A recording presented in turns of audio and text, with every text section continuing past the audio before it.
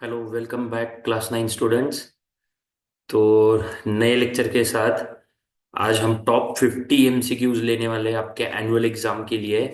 Science subject के कुछ 55 MCQs हमने निकाले हुए हैं, जो आपको एंटायर सिलेबस का एक क्विक रिवीजन भी देंगे। सारे एमसीक्यूज बहुत अच्छे तरीके से, मोस्ट प्रोबेबल एमसीक्यूज हमने एनुअल एग्जाम के लिए लिए हैं। और आपके फाइनल एग्जाम की ये एक महा रिवीजन होने वाली है ना। तो हम लोग ये 50 एमसीक्यूज को एक एक करके अच्छे से, है ना, आप उसको एक नोटबुक और कॉपी और एक पेन लेके बैठना, ताकि आप सॉल्व करते करते, मेरे साथ सॉल्व करते करते उसका एक छोटा सा एक्सप्लेनेशन भी लिखो, so that it will get fit in your brain properly. आपको एग्जाम के लिए बहुत ज़्यादा बेनिफिशियल होने वाला है ना। तो ये सेशन को हम दो पार्ट में रखेंगे, अगर होता है एक ही इसमें तो एक इसमें भी पूरा कर लेंगे। Okay, so let's start this MCQs quickly, okay, without wasting the time. चलो, फर्स्ट क्वेश्चन है, क्या है देखो, the pictures show the arrangement of electrons in the shells of different atoms, which two atoms have same valency. ठीक है, अब मैं आपको, है ना, इस एमसीक्यूज के साथ छोटे छोटे कॉन्सेप्ट्स को भी एक्सप्लेन करूंगा, सो दैट आपको और भी ज्यादा क्लैरिटी रहे, प्लस एमसीक्यूज का आंसर तो आ ही जाएगा, है ना, और थियरी भी समझ में आ जाए। तो वैलेंसी क्या होती है? वैलेंसी क्या होती है? वैलेंसी ये होता है, जैसे कि आपके जो भी आप इलेक्ट्रॉनिक कॉन्फ़िगरेशन में जो भी इलेक्ट्रॉन डिस्ट्रीब्यूट करते हो, तो डिस्ट्रीब्यूट करने के बाद जो लास्ट ऑर्बिट होता है, जो लास्ट ऑर्बिट में होता है, तो लास्ट ऑर्बिट में उसको बोलते हैं वैलेंस ऑर्बिट। ठीक है, तो वैलेंस इलेक्ट्रॉन्स किधर के? लास्ट ऑर्बिट में। So those electrons, valence electrons, are those electrons which we can donate or which we can gain, है ना। तो लास्ट ऑर्बिट में अगर दो ही इलेक्ट्रॉन होंगे और इसको अगर ऑक्टेट पूरा करना है, ऑक्टेट पूरा करना है, मैं बहुत छोटी छोटी और क्विकली एक्सप्लेन कर रहा हूँ, बहुत डिटेल में भी नहीं जा रहा हूँ, क्योंकि हमको क्वेश्चंस भी तो पूरे करने हैं। तो मैं आपको जस्ट शॉर्ट में बता रहा हूँ, अगर ऑक्टेट पूरा करना है तो वो 6 लेगा, जो कि उसको पॉसिबल नहीं है। तो दो दो इलेक्ट्रॉन्स को डोनेट करना ज्यादा आसान है, तो इसकी वैलेंसी हो जाएगी 2, है ना। दो इलेक्ट्रॉन्स को डोनेट करना, क्योंकि वो 6 थोड़ी गेन करेगा, अगर ये सेकेंड या थर्ड या उसके आगे वाले ऑर्बिट की बात करें तो जैसे कि अगर हम इलेक्ट्रॉनिक कॉन्फ़िगरेशन की बात करें, तो के, एल, एम, एन, ये शेल का बोर्स एटॉमिक मॉडल के हिसाब से आपको पता है, 2n² के हिसाब से, 2n² फॉर्मूला पता है, 2 इंटू फर्स्ट ऑर्बिट का स्क्वायर, तो पहले ऑर्बिट का जो कैपेसिटी होता है वो 2 होता है। दूसरे ऑर्बिट का क्या होता है? इलेक्ट्रॉन्स होल्ड करने का कैपेसिटी 2 का स्क्वायर 4, 4 टू जा 8। तीसरे ऑर्बिट क्या क्या होता है? 9 टू जा 18, है ना। वैसे ही फोर्थ ऑर्बिट का क्या होता है? 16 टू जा 32। तो वैसे ही अगर हम देखें, तो अरेंजमेंट करने के बाद अब देखो, यहाँ पे 2 है, यहाँ पे 8 है दूसरे ऑर्बिट में, ये देखो 2 है, 8 है, और थर्ड ऑर्बिट में 1 इलेक्ट्रॉन आपको दिख रहा है यहाँ पे। तो ये 1 इलेक्ट्रॉन जो है वो डोनेट करेगा, ताकि ये बचे हुए ऑक्टेट 2,8 बन जाएगा। तो एक डोनेट करेगा ना, तो इसकी वैलेंसी हो गई 1।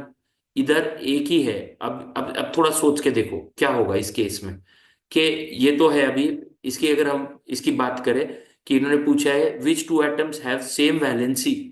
सेम वैलेंसी किस में होगी? अब ये एक तो डोनेट कर देगा, अब इसका एक ये डोनेट कर देगा, तो प्रॉब्लम क्या हो जाएगा यहाँ पे, कि एक डोनेट कर देगा, लेकिन ये डोनेट करके, सपोज अब ये ऑर्बिट उन्होंने लास्ट बताया है इसीलिए, है ना, एक ही है इसीलिए, तो फिर भी ये स्टेबल स्टेट तो बनेगा नहीं, this will get lost, this will get lost, ये पूरा का पूरा एटम लॉस हो जाएगा। लेकिन फिर भी चलो, डोनेट तो इसको एक ही करना है, या डोनेट करने से लॉस्ट हो रहा है जो कि पॉसिबल नहीं है, तो हम इसको क्या बोलेंगे, वो गेन करेगा, जिससे इसका डुप्लेट पूरा हो जाएगा। डुप्लेट भी तो होता है, जैसे ऑक्टेट होता है वैसे डुप्लेट रूल भी तो होता है। तो फर्स्ट ऑर्बिट के लिए डुप्लेट रूल रहता है, कि उसको दो अगर मिले, अगर दो फर्स्ट ऑर्बिट में दो इलेक्ट्रॉन्स मिले, तो डुप्लेट पूरा कर लेता है, स्टेबल बन जाता है। तो उसको एक है ना ऑलरेडी, हमारे क्वेश्चन में ऑलरेडी एक है उसके इसमें, एक देखो एक दिया हुआ है, तो वो एक क्या करेगा? गेन करेगा, 1 गेन करेगा, तो इसकी भी वैलेंसी 1 ही पकड़ेंगे, इसकी 1 पकड़ेंगे। इसके दो है ऑलरेडी, ये ऑलरेडी स्टेबल है, ठीक है, ये ऑलरेडी स्टेबल है, डुप्लेट पूरा है, इधर 1 2 3 4 है, तो इसकी वैलेंसी 4 आएगी। ठीक है, तो ये भी नहीं आएगा। तो किसकी वैलेंसी सेम है, किन दोनों की सेम है, एटम वन और एटम टू की। दोनों की वैलेंसी क्या है, 1 1। So atom one and atom two have same valency. Okay, so option A, atom one and atom two. समझ में आ रहा है ये, बहुत इजी है ये। ठीक है, चलो आगे बढ़ते हैं। A few substances are arranged in increasing order of forces of attraction between their particles. Which one of the following represents correct arrangement? तो forces of attraction between the particles की बात कर रहे हैं। तो आपको तो पता है कि सॉलिड में particles are very tightly bounded. Okay, तो टाइटली बाउंडेड पार्टिकल्स होने की वजह से क्या होगा, फोर्स ऑफ अट्रैक्शन बहुत ज्यादा होगा। लिक्विड में मॉडरेट होगा। गैसेस में दे आर गैसेस में they are very far away, मतलब ना टाइटली बाउंडेड नहीं है ना, बिल्कुल लूजली लूजली पैक्ड है ना, कुछ भी नहीं है, लूजली पैक्ड है पार्टिकल्स। तो लूजली पार्टिकल्स अगर लूजली पैक्ड है, लूज है, तो इसका मतलब उनका फोर्स ऑफ अट्रैक्शन वीक है ना। तो ये टाइटली बाउंड है, इसीलिए सॉलिड में स्ट्रॉन्ग फोर्स ऑफ अट्रैक्शन है ना। तो यहाँ पे असेंडिंग ऑर्डर चाहिए हमको, increasing order of force of attraction. Increasing order मतलब सबसे पहले वीक, फिर बढ़ते जाएगा, और वीक से स्ट्रॉन्ग की तरफ जाना है। वीक से स्ट्रॉन्ग की तरफ जाना है, उन्होंने बोला है increasing order of the force of attraction. तो वीक से स्ट्रॉन्ग की तरफ जाना है, तो गैसेस में बहुत वीक होगा, यानी कि एयर, फिर सॉलिड, और फिर लिक्विड। नहीं, गलत। हमको पहले गैस, फिर लिक्विड, फिर सॉलिड, तो आएगा ऑक्सीजन, वाटर, शुगर। ये तो बिल्कुल नहीं आएगा, ये लिक्विड है पहले, वाटर, फिर गैस है, और फिर एयर है, नहीं आएगा। ठीक है, ये भी नहीं आएगा, क्योंकि ये उल्टा होगा। यहाँ पे स्ट्रॉन्ग आएगा सॉल्ट में, जूस में मॉडरेट आएगा, एयर में एकदम वीक आएगा। लेकिन उन्होंने इंक्रीजिंग ऑर्डर बोला है, तो मुझे पहले एयर चाहिए जिसमें वीक है, वाटर में मॉडरेट है, और शुगर में सबसे स्ट्रांग है ना। तो वीक से स्ट्रांग की तरफ चाहिए हमको, तो ऑप्शन सी आ रहा है समझ में। सॉलिड में फोर्स ऑफ अट्रैक्शन बहुत ज्यादा होता है, इसीलिए दे आर टाइटली बाउंडेड, है ना। तो सॉलिड लास्ट में आएगा, स्ट्रांग की तरफ जाना है, so option C. Are you getting it? हाँ हाँ, हम इसको थोड़ा सा फास्ट इसलिए ले रहे हैं, थोड़ा सा आप इसको ध्यान दो, प्रेजेंस ऑफ माइंड बढ़ाओ थोड़ा सा, because we are practicing for your annual exam. तो थोड़ा फास्ट भी जरूरी है, क्योंकि नंबर ऑफ क्वेश्चंस कम समय में ज्यादा हो, एमसीक्यूज है, आपको साथ ही साथ कंसेप्ट भी समझे, और कम समय में हो, ताकि आपकी रिवीजन हो जाए ना। हाँ, तो ये पर्पज है। So it will help this thing. Okay, it will help you in the your annual exam theme. Okay, चलो आगे। On converting 25 degree Celsius, 38 degree Celsius and 66 degree Celsius to Kelvin scale. अच्छा, Kelvin scale में convert करना है, correct sequence कौन सा रहेगा? तो पहले 25 38 60 केल्विन में कन्वर्ट करने का तरीका क्या होता है? 273.15 होता है ना। आपको ऐड करना होता है 273.15, अगर बहुत एक्यूरेसी की बात करें तो। लेकिन हम अभी नाइन्थ में, तो राउंडेड फिगर की बात करते हैं, 273 ऐड कर दिया, 273 ऐड कर दिया तो केल्विन में चला जाता है। तो 25 को 25 प्लस 273 कर ले तो कितना हो जाएगा? तो ये आ जाएगा, एक मिनट, 25 कर रहे हैं ना, तो दिस विल बी 298 से, है ना, 5678, 298 किधर है ऑप्शन? ओके, इसमें ये तो नहीं है, ये 273 था। ओके, सी चला गया, है ना, ये तीनों में 298। ओके, 38 को करे तो केल्विन में कन्वर्ट करने का तरीका क्या है, समझ रहा है ना? एड 273, सिंपल, 8 9 10 11, लास्ट में 1 आएगा, यानी ऑप्शन ए। समझ में आ रहा है? 273 प्लस 38 11, है ना, 311 आया ना, 311 कहीं पे भी नहीं है, और ये भी आ जाएगा फिर। 66 प्लस 273, वो भी आ जाएगा, 273 66। ओके, कितना? 339। Done. So option A. So conversion in Kelvin, what you require, add 273। Done. तो ये आके ये आ रहा है, ध्यान से कर लेना। ठीक है, next, which of these cells is the longest cell? तो बहुत सिंपल सा कंसेप्ट है, आपके एनसीईआरटी में दिया हुआ है। लॉन्गेस्ट सेल जो होता है वो नर्व सेल होता है। ये उसके फंक्शन के हिसाब से होता है। नर्व सेल का फंक्शन होता है to carry the signals, to carry the signals, impulses. तो ये जो है कि सिग्नल्स कैरी करता है, ट्रांसपोर्ट करके लेके जाता है सिग्नल्स, है ना। तो या ब्रेन से भी कैरी करके लेके आता है, तो लंबे होना जरूरी है ना। तो हमने जो नर्व सेल आपने देखा होगा, ठीक है। तो ये जो नर्व सेल होता है, ठीक है, तो ऐसे ऐसे ऐसे बहुत सारा लंबा होता है। फिर आपको यहाँ पे, है ना, ये बॉडी होती है, ये न्यूक्लियस होता है बीच में, ठीक है। दिस आर द डेंड्राइट्स, ठीक है। ये डेंड्राइट्स होते हैं, ये टिप्स होते हैं डेंड्राइट, ये भी ब्रांच्ड होते हैं, ठीक है। ये भी ब्रांच्ड होते हैं, अभी मैंने जस्ट रफ फिगर निकाली है, ठीक है। This are also branched. तो ये क्या करते हैं, सिग्नल्स को लेते हैं यहाँ से, हमने ड्रॉ किया था ये, और यहाँ से ऐसे ऐसे एक्सॉन से ट्रैवल करके what are at the end, and are also branched, they are the nerve endings. End में भी क्या होता है, ये नर्व एंडिंग्स होते हैं, और ये जो होते हैं ये क्या होते हैं, डेंड्राइट्स होते हैं, है ना। तो ये क्या है, ये न्यूरॉन है। न्यूरॉन को ही क्या बोलते हैं, नर्व सेल बोलते हैं, ठीक है।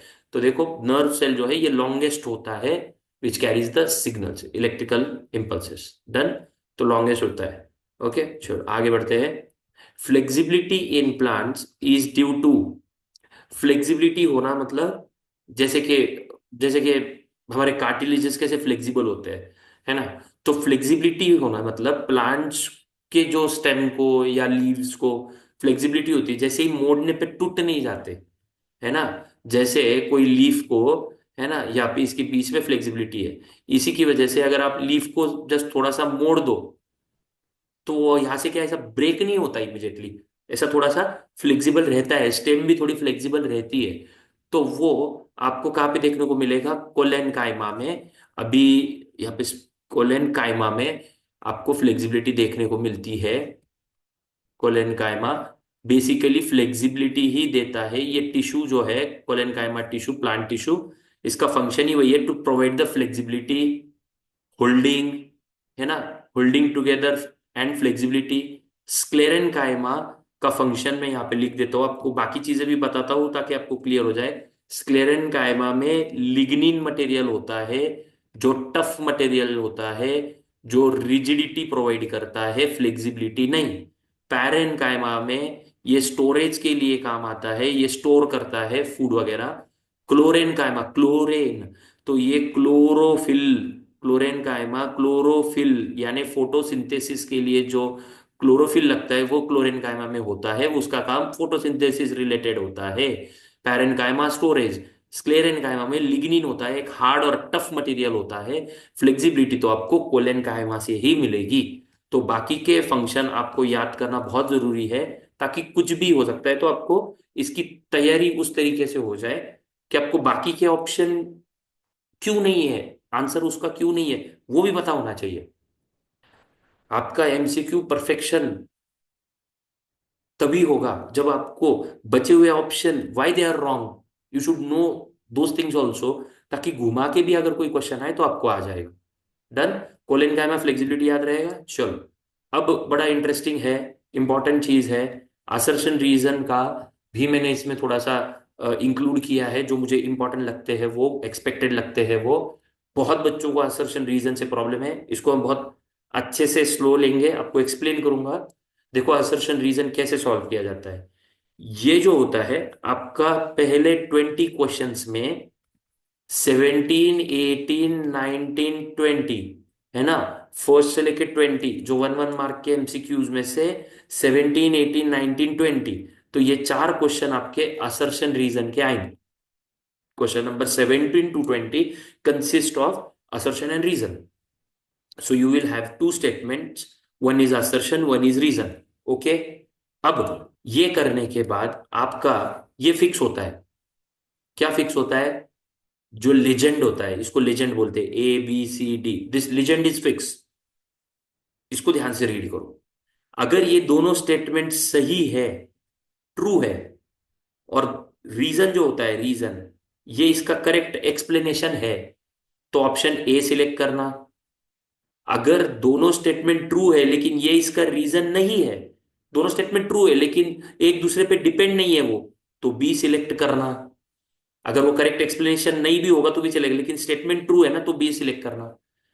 पहला स्टेटमेंट ट्रू है दूसरा फॉल्स है, तो सी सिलेक्ट करना। और पहला फॉल्स है दूसरा ट्रू है, तो ये वाला डी सिलेक्ट कर लेना, A is false and R is true. तो ये लीजेंड जो होता है ये फिक्स होता है, इसमें से चूज करना होता है क्या है, वो ध्यान से करना।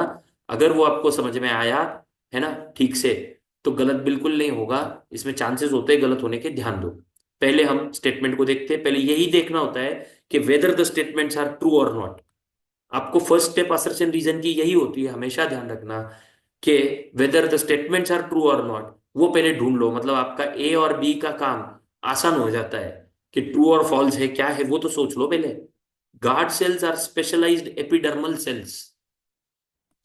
लीफ के ऊपर, लीफ के ऊपर जो पोर्स, टाइनी पोर्स ओपनिंग्स होते हैं उसको स्टोमाटा बोलते हैं, आपको पता है। और उस स्टोमाटा के साइड में ऐसे शेप का आपको मिलेगा गार्ड सेल। क्या मिलेगा? गार्ड सेल मिलेंगे। ये दोनों भी क्या है? These are guard cells. ये गार्ड सेल्स में पानी भरने से या निकलने से ही ये बीच का जो स्टोमाटा दिख रहा है आपको, ये ओपन या क्लोज होगा। The stomata will open or close because of the opening and closing, I mean because of this filling of water in the guard cells. तो गार्ड सेल्स स्टोमाटा का ओपनिंग क्लोजिंग करते हैं। तो अगर stomata leaf के ऊपर है, epidermis में यानी टॉप लेयर पे एपिडर्मल सेल्स में, तो गार्ड सेल्स भी वहीं पे होंगे ना, स्पेशलाइज्ड सेल्स है वो, जो स्टोमाटा को खोलने को और बंद करने को काम आते हैं। तो गार्ड सेल्स ये स्पेशलाइज्ड एपिडर्मल सेल्स है क्या? हाँ, एपिडर्मिस, लीफ एपिडर्मिस पे है। हाँ, तो ये है ट्रू। ओके। और stomata are found in the epidermis of leaves. हाँ, गार्ड सेल्स एपिडर्मल में है, स्टोमाटा भी वहीं पे है, तो ये भी है ट्रू। लेकिन स्टोमाटा की एक अलग डेफिनेशन, आई मीन अलग स्टेटमेंट दी है, उसका और इसका कोई संबंध नहीं है। गार्ड सेल्स एपिडर्मल सेल्स है, इसीलिए स्टोमाटा भी epidermal cell, nothing to do with this. दोनों स्टेटमेंट ट्रू है, लेकिन क्या एक दूसरे पे डिपेंड है क्या? क्या ये रीजन इसका एक्सप्लेनेशन है क्या, कि गार्ड सेल्स एपिडर्मल सेल्स क्यों है? इसका कोई एक्सप्लेनेशन है क्या? नहीं। हालांकि दोनों स्टेटमेंट ट्रू है, so both A and R are true, लेकिन आर कोई करेक्ट एक्सप्लेनेशन नहीं है भाई, ए का। दोनों ट्रू है लेकिन एक दूसरे पे डिपेंड नहीं है, so option B. Option B करोगे, both A and R are true and R is not correct explanation of A. Statement तो ट्रू है लेकिन वो एक्सप्लेनेशन नहीं दे रहा है, तो both A and R true and R is not the correct explanation of A. Done. धीरे धीरे अच्छे से असर्शन रीजन के क्वेश्चंस करना, आपको समझ में आ जाएगा, बहुत इंपॉर्टेंट होते हैं। 4 क्वेश्चन तो है ही। चलो आगे बढ़ते हैं।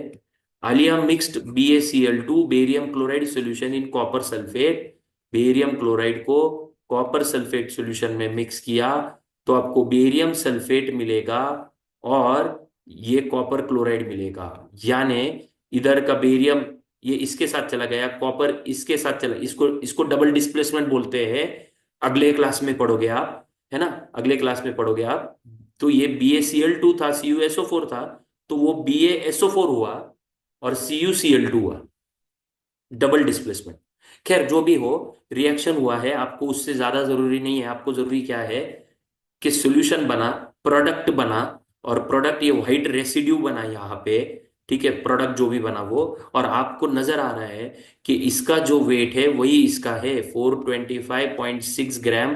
दोनों मशीनों पे दिख रहा है, ये मशीन पे और ये मशीन पे, दोनों वेइंग मशीन पे आपको यही दिख रहा है, बराबर। मास, तो आपको law of conservation of mass याद आ रहा होगा अभी, तो उसके रिलेटेड है ये क्वेश्चन, ये भी आपको थोड़ा सा समझ में आ रहा होगा, है ना। तो क्या कंक्लूड कर सकते हैं इस एक्सपेरिमेंट से? तो ये है कि total mass of chemicals remains the same.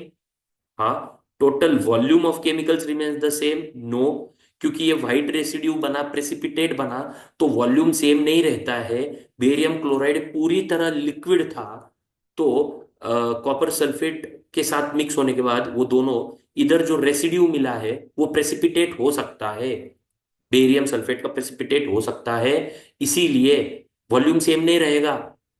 Precipitate मतलब जो पानी में डिजोल्व नहीं करता है, तो वो सॉलिडिफिकेशन हो गया ना, तो वॉल्यूम सेम नहीं रहता है भाई, मास सेम रहता है। उसके लिए आप लॉ भी याद रख लेना, law of conservation of mass, है ना, law of conservation of mass, वही तो है, उसी पे बेस्ड है। क्या बोलता है वो?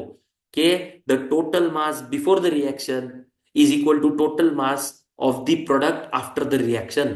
तो ये जो प्रोडक्ट मिला है ना इधर ये वाले इसमें, तो वो प्रोडक्ट का जो भी मास रहेगा वो सेम ही रहेगा जितना मास पहले था। यही तो law of conservation of mass है। ओके, तो total mass of the chemical remains the same is the answer. Volume same रहता है क्या? नहीं। State of matter chemical same रहता है क्या? नहीं। इधर से सॉलिड हो गया ये तो। Composition of chemicals remains the same? No, composition same नहीं रहता है, कंपोजिशन चेंज हो जाता है। आए समझ में? हालांकि टोटल मास सेम रहता है रिएक्शन के पहले और रिएक्शन के बाद, जो कि हमारा एक लॉ भी है। डन? Understood this? चलो बहुत सिंपल, आगे बढ़ते हैं। During summer water kept in earthen pots becomes cool because of the phenomena of. बहुत ही सिंपल है ये, इसमें कुछ नहीं है।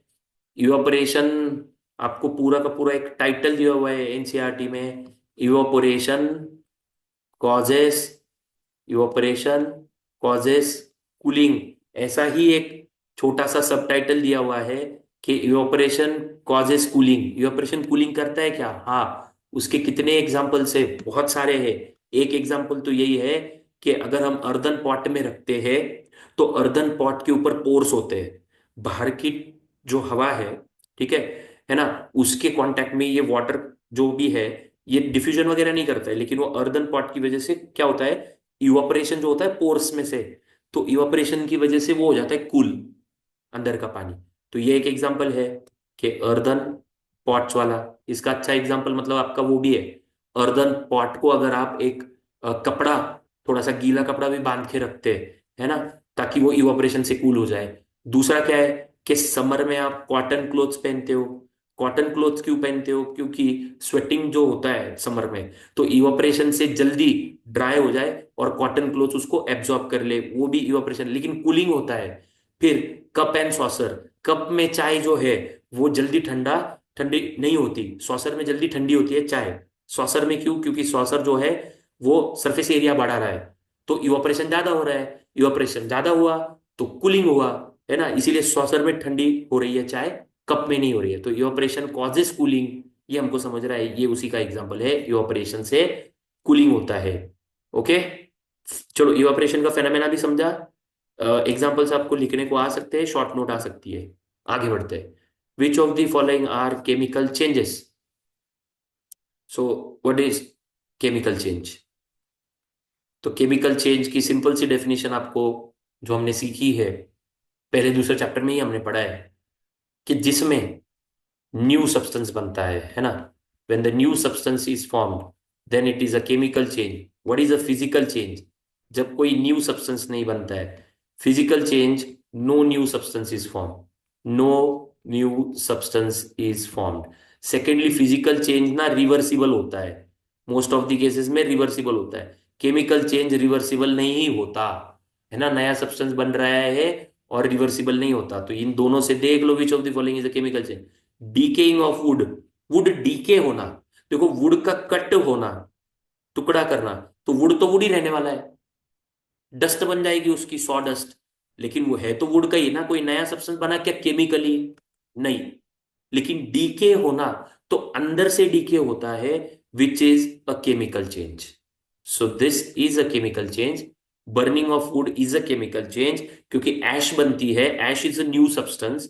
Hammering a nail into a piece of wood, hammer करने से कोई नया सब्सटेंस बन रहा है? नहीं। सॉइंग ऑफ वुड मतलब वुड को सॉ कट किया, no new substance. So this both are physical changes and these two are chemical, 1 and 2, burning and decaying, these two are chemical changes, 1 and 2। किधर है? Option A. Got it? Definition also, physical and chemical change, ठीक है, differentiate करने को आ सकता है theory में, ठीक है। चलो अच्छे से प्रिपेयर करना। Decaying and burning chemical changes है, ऑप्शन ए 1 एंड 2। आगे बढ़ते हैं। The picture shows the symbol for sodium, ठीक है। तो सोडियम जैसे आपको पीरियोडिक टेबल में भी होता है, और नीचे जो होता है वो एटॉमिक, देखो ऐसे जनरली आपको कहीं पे देखने को मिला होगा ऐसे, ये समझो मैं अभी सोडियम हटा देता हूँ यहाँ से, ठीक है, और यहाँ पे ना कोई भी सिंबल पकड़ लेते हैं एक्स। अरे ये क्या हुआ, कोई भी सिंबल पकड़ लेते हैं एक्स। तो एक्स क्या है? आपको ये जो x होता है, what is this x? x is the symbol of the element. What is this z? z is the atomic number. What is this a? a is mass number या atomic mass. ऐसा ही होता है. ठीक है. तो ये क्या होता है? ये नोटेशन करने का तरीका होता है. आया समझ में? तो यहाँ पे भी ये नोटेशन करने का तरीका है. तो 11 क्या होना चाहिए? Atomic number. और सोडियम का एटॉमिक नंबर आपको लर्न भी होना चाहिए. ये उसका मास नंबर है. और Na जो है उसका सिंबल है सोडियम का, नेट्रियम की वजह से. ठीक है, लैटिन नेम है नेट्रियम की वजह से. ठीक है, आगे बढ़ते हैं. क्वेश्चन में पूछा है what can be concluded about sodium. तो it contains 11 neutrons, 12 protons, 12 neutrons या 34 इलेक्ट्रॉन्स. अब इसके लिए और थोड़ी चीज पता होनी चाहिए. आपका छोटा सा एक नॉलेज यहाँ पे चेक किया जा रहा है. जो एटॉमिक नंबर होता है उसी का मतलब होता है नंबर ऑफ इलेक्ट्रॉन्स प्रेजेंट. उस एटम में कितने इलेक्ट्रॉन्स है उसी को एटॉमिक नंबर बोला जाता है. उसी को नंबर ऑफ प्रोटॉन्स भी बोला जाता है. क्योंकि जितने इलेक्ट्रॉन्स है उतने ही प्रोटॉन्स होते हैं. जितना पॉजिटिव चार्ज है उतना ही नेगेटिव चार्ज होता है. सॉरी, उल्टा हो गया. जितने भी पॉजिटिव चार्ज होते हैं प्रोटॉन्स, उतने ही नेगेटिव चार्ज होता है इलेक्ट्रॉन्स. बराबर. तो इलेक्ट्रॉन्स और प्रोटॉन्स का नंबर सेम होता है. और जितने इलेक्ट्रॉन्स है उसी को एटॉमिक नंबर बोला जाता है. इसका मतलब अगर सोडियम का एटॉमिक नंबर 11 है तो प्रोटॉन्स कितने हैं? 11. इलेक्ट्रॉन्स कितने हैं? 11. क्योंकि उसका एटॉमिक नंबर भी 11 है. ऐसा होता है. यहां तक समझ में आया? अच्छा. दूसरी चीज, फिर ये मास नंबर जो होता है वो क्या होता है? तो मास नंबर जो होता है वो होता है प्रोटॉन्स और न्यूट्रॉन्स की टोटल. प्रोटॉन्स और न्यूट्रॉन्स की टोटल. ओके, न्यूट्रॉन्स न्यूट्रल उनकी टोटल. तो ये दो चीजें अच्छे से लिख लेना आपके नोटबुक में. एटॉमिक नंबर जो होता है वो नंबर ऑफ इलेक्ट्रॉन्स के बराबर होते हैं. और जितने इलेक्ट्रॉन्स है उतने ही प्रोटॉन्स होते हैं. उसके बाद मास नंबर जो होता है वो प्रोटॉन्स और न्यूट्रॉन्स को ऐड करके आता है. तो अब हम देखते हैं कि इसमें से स्टेटमेंट कौन सा करेक्ट है. तो 12 प्रोटॉन्स है क्या? नहीं, प्रोटॉन्स तो 11 होने चाहिए क्योंकि एटॉमिक नंबर अभी क्या निकल के आ रहा है? 11 है ना. तो प्रोटॉन्स भी 11, इलेक्ट्रॉन्स भी 11, तो 12 प्रोटॉन है क्या? गलत. फिर आप देखो 11 न्यूट्रॉन्स. अभी 11 न्यूट्रॉन्स कैसे हो सकते हैं? क्योंकि अगर प्रोटॉन यहाँ पे 11 है तो हम यहाँ पे 11 डाल देते हैं. देखो यहाँ पे मास नंबर हमको दिया हुआ है, मास नंबर 23. तो मैं यहाँ पे 23 डाल देता हूँ. ठीक है, प्रोटॉन्स 11. तो न्यूट्रॉन्स निकालते आएंगे आपको. तो न्यूट्रॉन्स कितने आएंगे? 11 इधर जाके माइनस होगा. 23 माइनस 11. तो न्यूट्रॉन आपको मिल जाएंगे 11 प्लस 11 20, 12 आ जाएगा. ठीक है. न्यूट्रॉन कितना आ जाएगा? 23 माइनस 11. ये 11 इधर जाके माइनस हुआ ना. प्रोटॉन्स 11 है, यहां से समझ में आया. यहां से. हाँ, एटॉमिक नंबर से. और मास नंबर 23 है, वो यहाँ पे दिया हुआ है. ऊपर मास नंबर होता है ये, है ना. तो 23 माइनस 11 किया तो न्यूट्रॉन मिलेंगे ना. कितने? 12. 12 neutron. C is the option. आया समझ में? और 34 इलेक्ट्रॉन्स तो होंगे ही नहीं. 11 एटॉमिक नंबर है. Okay. C C C is the answer. Understood this? क्या ये थियरी समझ में आई? लगा तो क्वेश्चन को फिर से पीछे जाकर फिर से देख लो. मास नंबर प्रोटॉन्स और न्यूट्रॉन की टोटल होती है. तो मैंने मास नंबर डाल दिया उस जगह पे 23, प्रोटॉन डाल दिया 11. तो न्यूट्रॉन का नंबर मिल गया मुझे. सिंपल. उसके लिए ये सब थियरी एक्सप्लेन की मैंने. So I hope you are getting this now. Clear है? चलो आगे बढ़ते हैं. Rutherford's alpha particle scattering experiment resulted into discovery of. अब रुदरफोर्ड ने, ये थोड़ा कंफ्यूजिंग वाला है, ध्यान दो. रुदरफोर्ड का जो अपना गोल्ड फॉइल का एक्सपेरिमेंट है आपके टेक्स्ट बुक में, तो उसमें उन्होंने बोला है कि एकदम पतली सी गोल्ड फॉइल ली, उस पे, है ना, अल्फा पार्टिकल्स का बम्बार्डिंग किया और फिर उसको कुछ कंक्लूजन मिला. कंक्लूजन में तो दो तीन चीजें मिली. एक कंक्लूजन तो ये था कि बहुत सारे जो अल्फा पार्टिकल्स जो रेज आए, दे scattered at small angles, some scattered at large angles, but at one point what happened कि वो जो अल्फा पार्टिकल्स गए ना, कुछ पार्टिकल्स जैसे गए वैसे ही रिटर्न आए विदाउट एनी एंगल. मतलब जैसे सीधे गए और सीधे वैसे ही रिटर्न आए विदाउट स्कैटरिंग. बड़ा इंटरेस्टिंग कंक्लूजन निकला। तो ये क्यों हुआ? वो इसीलिए हुआ क्योंकि अल्फा पार्टिकल्स पॉजिटिव होते हैं, और उसने ये कंक्लूड किया कि ये न्यूक्लियस जो है ना, वो सेंटर में है, जिसके अंदर है प्रोटॉन्स, जिसके कारण वो जो पार्टिकल्स आए ना, तो पॉजिटिव पॉजिटिव रिपेल, है ना, तो वो पॉजिटिव फिर रिटर्न आ गए जैसे ही सेंटर में न्यूक्लियस। तो वो न्यूक्लियस सेंटर में है या न्यूक्लियस है एटम में, ये डिस्कवर किया गया, ना कि प्रोटॉन। ये ध्यान रखना, ये कंफ्यूज हो सकते हो आप। प्रोटॉन नहीं डिस्कवर किया, प्रोटॉन थॉमसन के टाइम, थॉमसन को पता था प्रोटॉन के बारे में, प्रोटॉन नहीं डिस्कवर किया रुदरफोर्ड ने। ठीक है, this this thing led to the discovery of कि भाई ये प्रोटॉन कॉन्सेंट्रेटेड है न्यूक्लियस में, ये डिस्कवर किया उसने। तो nucleus in the atom centre में वो डिस्कवर किया गया है। ठीक है, प्रोटॉन तो उसके पहले थॉमसन के टाइम था। So nucleus in the atom is discovered by Rutherford gold foil experiment. Done, explanation समझा? चलो बढ़ते हैं आगे। Which condition out of the following will increase the evaporation of water? Okay, so evaporation depends on, depends on, किस पे depend करता है evaporation? है ना, टेम्परेचर पे डिपेंड करता है। टेम्परेचर इंक्रीज किया तो, इधर मैं लिखता हूँ, दोनों चीजें लिखता हूँ, आपको थोड़ा सा थियरी काम आ जाएगा। टेम्परेचर इंक्रीज किया तो इवापोरेशन होगा कि, यस, तो इंक्रीज इन टेम्परेचर इवापोरेशन तेजी से होगा। फिर विंड स्पीड पे डिपेंड है, आपके टेक्स्ट बुक के हिसाब से लेते हैं पहले, है ना। विंड स्पीड इंक्रीज किया तो, इंक्रीज किया, ऊपर का एरो इंक्रीज किया तो विंड स्पीड में भी इवापोरेशन क्या होगा, वो भी इंक्रीज हो जाएगा। ठीक है।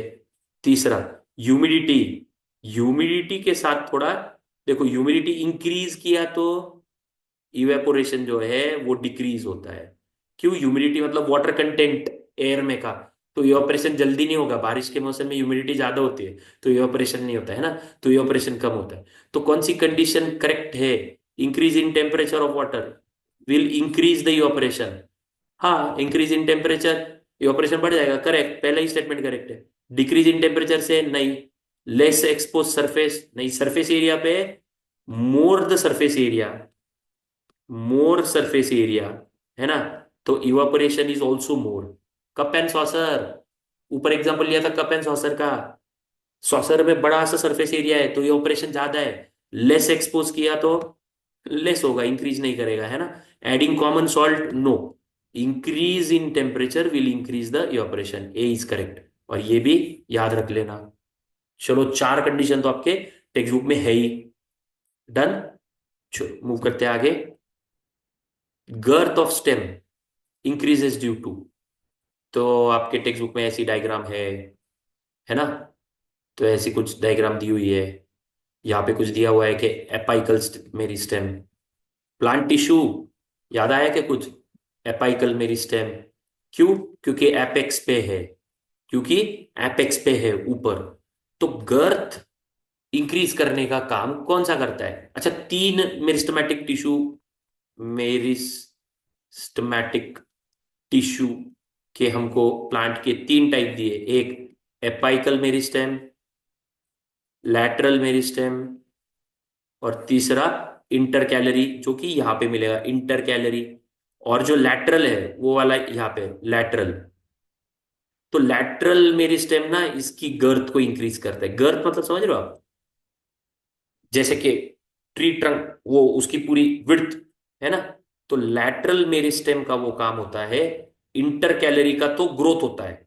इंटर कैलरी, इंटर कैलरी का यहां से यहां तक, है ना, इंटर कैलरी बोलते हैं उसको, तो उसका तो ग्रोथ होता है। और एपाइकल मेरिस्टेम होता है, एपेक्स को ग्रो करेगा ऊपर, शूट एपेक्स को ग्रो करेगा। तो इंटर कैलरी और एपाइकल नहीं आएगा। गर्थ को कौन इंक्रीज करेगा? लैटरल। लैटरल का मतलब देखो, लीनियर ऐसा होता है, लैटरल ऐसा होता है हॉरिजॉन्टल। तो लैटरल ही तो गर्थ को बढ़ाएगा ना, गर्थ का मतलब ये होता है, ये गर्थ है। ठीक है, ये गोल, ये गोल, गर्थ, ऐसा आया समझ में? तो lateral meristem is responsible for increase of girth, stem की गर्थ बढ़ाता है। डन, चलो तीनों के फंक्शन याद रख लेना, मेरिस्टेमेटिक टिश्यू है प्लांट के। नेक्स्ट मूव करते हैं आगे। The undefined nuclear region of prokaryotes is also known as undefined nuclear, अब ये प्रोकैरियोट की बात कर रहे हैं। पहली बात, यूकारियोट जो होते हैं, तो यूकारियोट्स टाइप ऑफ सेल्स है, ठीक है, यूकैरियोट्स एंड प्रोकैरियोट्स। तो यूकैरियोट जो होते हैं, they have all well defined, है ना, उनमें सब कुछ वेल डिफाइंड है। वेल डिफाइंड न्यूक्लियस भी है, सेल के ऑर्गेनेल्स भी है, और ऊपर से न्यूक्लियर को मेम्ब्रेन भी है, मेम्ब्रेन भी वेल डिफाइंड है, और न्यूक्लियस के अंदर न्यूक्लियोलस भी है ना, तो रीजन भी उसका जो है वो भी वेल डिफाइंड है। लेकिन प्रोकैरियोट जो होते हैं, ये प्रिमिटिव सेल्स, या, है ना, थोड़े से अंडर डेवलप्ड सेल्स, तो इसमें न्यूक्लियस वेल डिफाइंड नहीं है। तो न्यूक्लियर वाला रीजन जो है ऐसे ही, है ना, जैसे कि बैक्टीरिया के सेल्स। तो यहाँ पे जो अनडिफाइंड न्यूक्लियर रीजन जो है, इसमें कोई न्यूक्लियोलस बेसिकली ऐसा जिसमें ऐसा डिफाइंड होता है, वो इसमें नहीं है। लेकिन फिर अभी न्यूक्लियोलस वाला रीजन तो है, तो फिर हमने क्या बोलना चाहिए उसको? देखो, न्यूक्लिक एसिड नहीं होगा उसमें, जो कि इसमें होता है well defined. Nucleus well defined तो इसी में होता है, तो ये भी नहीं होगा। न्यूक्लियोलस इसमें डिफाइन हो रहा है, आपको दिख रहे जो मटेरियल है न्यूक्लियस के अंदर। So anything which is present, तो उसको न्यूक्लियोइड बोला गया है। क्या बोला गया है? न्यूक्लियोइड, प्रोकैरियोट्स में, because they are undefined. Lot of things are undefined, तो वो न्यूक्लियोइड्स है समझ में। तो न्यूक्लियोलस उसमें प्रेजेंट नहीं भी होंगे, वो यहाँ पे होता है, वो जेनेटिक मटेरियल वगैरह सब यहाँ पे जो भी प्रेजेंट होगा, उसको न्यूक्लियोइड बोल देना, ठीक है। प्रोकैरियोट्स में न्यूक्लियोइड बोलते हैं, न्यूक्लियोइड। डन। नेक्स्ट, विच मसल्स एक्ट इनवॉलंटरीली। अब इनमें से इनवॉलंटरी, तो आपको जो मस्कुलर टिश्यू में, तो मसल्स के बारे में आपको तीन चीजें दी थी: स्ट्रिएटेड, अनस्ट्रिएटेड, ठीक है, स्ट्रिएटेड मसल्स, दूसरा अनस्ट्रिएटेड मसल्स, और तीसरा आपको कार्डियक मसल्स। इन तीनों का डिफरेंशिएट आप एक बार कर लेना, मैं आपको करा के देता हूं। कार्डियक मसल जो है स्पेशली आपको हार्ट हार्ट के मूवमेंट के लिए जो मसल्स होते हैं उसमें प्रेजेंट है। तो ऑब्वियसली वो हमारे हाथ में है क्या? नहीं। तो इनवॉलेंटरी ही काम करेंगे ना। तो जो स्ट्रिएटेड मसल्स, कहाँ पे? कार्डियक मसल जो है, यही इनवॉलेंटरी कर रहे हैं, ये तो समझ रहा है। लेकिन ऊपर से जिनके ऊपर अल्टरनेट डार्क और लाइट बैंड नहीं है, वो स्ट्रिएटेड मसल्स है जो स्मूथ है, तो ये वॉलंटरी के लिए काम आते हैं। और स्केलिटल मसल्स मतलब हाथ मूव कर रहा हो, पैर मूव कर रहा हो, तो वो भी वॉलंटरी हुआ ना। तो कार्डियक ही इनवॉलंटरी होगा ना। तो ये तो सिंपल है ना। चलो, सो दिस इज वॉलंटरी। ये अनस्ट्रिएटेड होते हैं, लेकिन अनस्ट्रिएटेड ऑप्शन नहीं है ना, ऑप्शन नहीं है अनस्ट्रिएटेड, कार्डियक है। तो कार्डियक तो हार्ट के मसल्स, तो हार्ट के मसल्स के लिए काम आएगा। सो कार्डियक आर इनवॉलंटरी, तो involuntary cardiac related to heart. Done, easy. आगे चलो, अभी मिक्स क्वेश्चंस है, सारे फुल सिलेबस पे लिए हुए हैं। Don't worry, we have took equally, we have given the weightage for physics, chemistry, bio. बहुत सारे जो आने के चांसेस है वही क्वेश्चंस लिए हैं, मोस्ट इंपॉर्टेंट भी है। और बहुत सारे क्वेश्चन पेपर से सॉर्ट करके मैंने ये एमसीक्यूज बनाए हैं, जिसमें आपको क्विक पूरा एनसीईआरटी की टेक्स्ट बुक आपने देखा ना थंबनेल पे, तो टेक्स्ट बुक इसलिए कि पूरा टेक्स्ट बुक एक क्विक रिवीजन भी हो जाएगा ना एमसीक्यू के साथ साथ। तो आई will not teach you the MCQ in the way like कि क्वेश्चन पढ़ लिया आंसर बता दिया, है ना। हमेशा हमने पहले भी एमसीक्यू किए हुए हैं, तो उसके साथ साथ एक्सप्लेनेशन भी कर रहे हैं, ताकि चैप्टर का ओवरव्यू मिलता रहे। चलो, तो इसीलिए फिजिक्स का क्वेश्चन अभी आया है, area under VT graph. Okay, velocity time graph. VT graph यानी velocity and time, X axis पे टाइम, वाई एक्सिस पे वेलोसिटी। तो ये वीटी ग्राफ जो है represents a physical quantity which has the unit. पहली बात तो वीटी ग्राफ में आपको कौन सी फिजिकल क्वांटिटी बताता है, तो उसका यूनिट निकाल पाओगे ना। क्वेश्चन क्या पूछ रहे हैं कि वीटी ग्राफ की जो फिजिकल क्वांटिटी है उसका यूनिट बताओ बोल रहे हैं। आप थोड़ा सा याद करो, v is equal to u plus a t, s equals to ut plus 1/2 at square, then v square equal to u square plus 2as। ये काइनेमेटिकल इक्वेशन डिराइव करने के लिए हमने ये वीटी ग्राफ ही तो यूज किया था, याद आया क्या? और वीटी ग्राफ से आपने एक स्टेटमेंट पढ़ा था कि वीटी ग्राफ से ये जो है ग्राफ के नीचे का एरिया, ग्राफ के नीचे का एरिया आपको क्या देता है? डिस्प्लेसमेंट। याद करो, डिस्प्लेसमेंट ही देता है। एक बहुत इंटरेस्टिंग स्टेटमेंट है, याद रखना है। Area under curve gives the displacement. Area under curve, अब ये कर्व नहीं है, स्ट्रेट लाइन है तो भी कर्व स्ट्रेट लाइन वही ग्राफ। तो एरिया अंडर ग्राफ या कर्व गिव्स व्हाट? डिस्प्लेसमेंट। याद ही रखना है वीटी ग्राफ में, वीटी ग्राफ में, वेलोसिटी टाइम ग्राफ में, जो कि हमने इसके लिए भी डेरिवेशन के लिए यूज किया था। तभी तो हमने इसके नीचे का एरिया लिया था, कंसिडर किया था डेरिवेशन करते वक्त। Yes, so area under this graph will give what? It will give displacement. तो वीटी ग्राफ का ये क्या रिप्रेजेंट करता है? डिस्प्लेसमेंट रिप्रेजेंट करता है। आया समझ में? So it gives the displacement. फिर डिस्प्लेसमेंट का यूनिट क्या है? मीटर। मीटर। आया समझ में? सो गलती से एरिया अंडर ग्राफ, वो एरिया, वो physical quantity, what is its unit, वो क्या रिप्रेजेंट करता है? एरिया मीटर स्क्वायर मत करना गलती से, वो भी ऑप्शन है। Physical quantity which it represents is displacement. Area निकाल के हमको डिस्प्लेसमेंट मिलता है, ऐसा होता है। तो उसका यूनिट क्या है डिस्प्लेसमेंट का? मीटर है। Got it? Understood the explanation? चलो नेक्स्ट आगे बढ़ते हैं।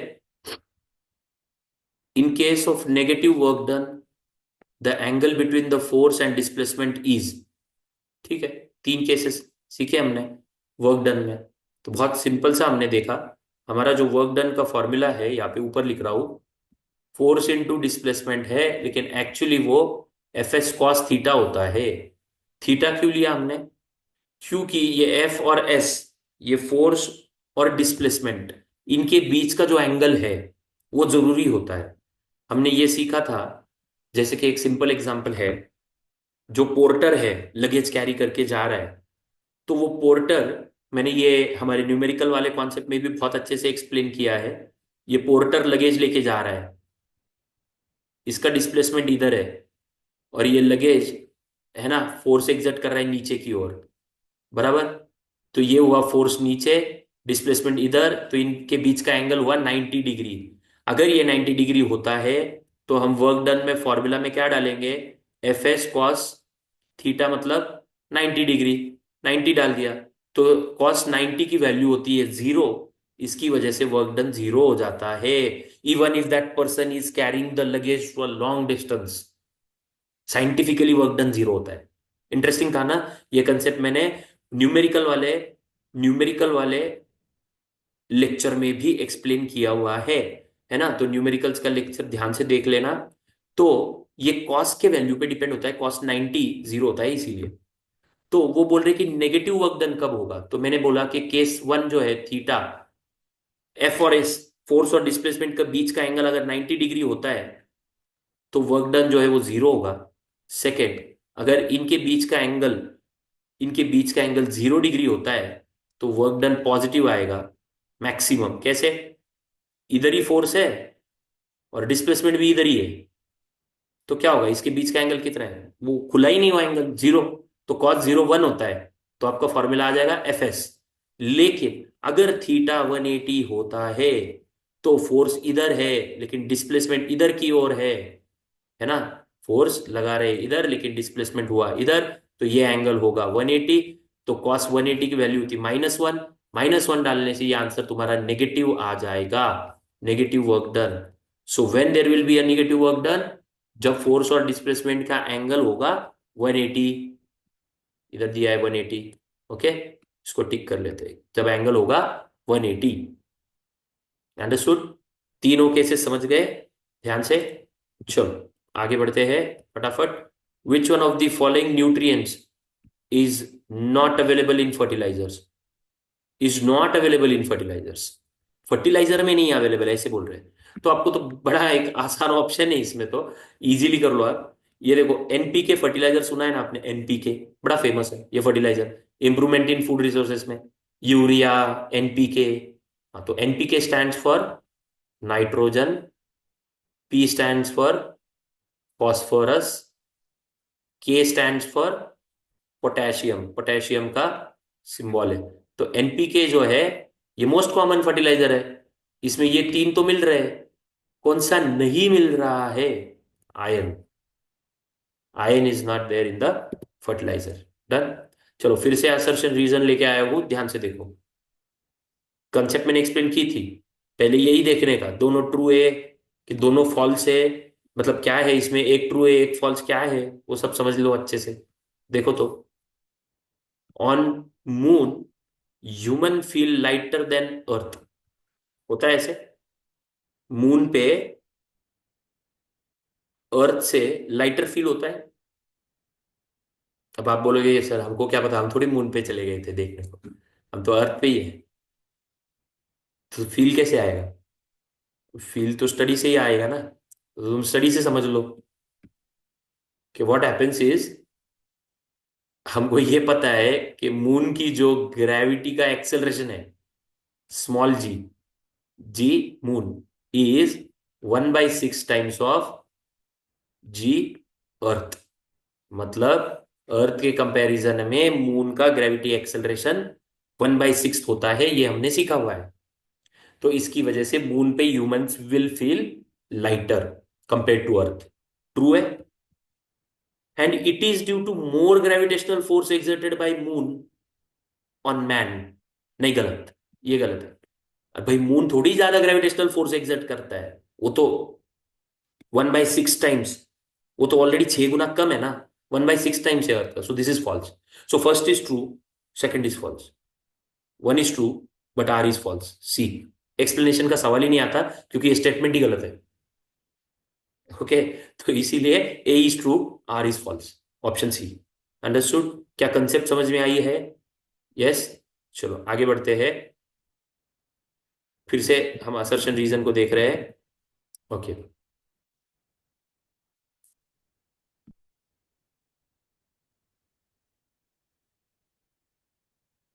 Kettles are fed with roughage and concentrates.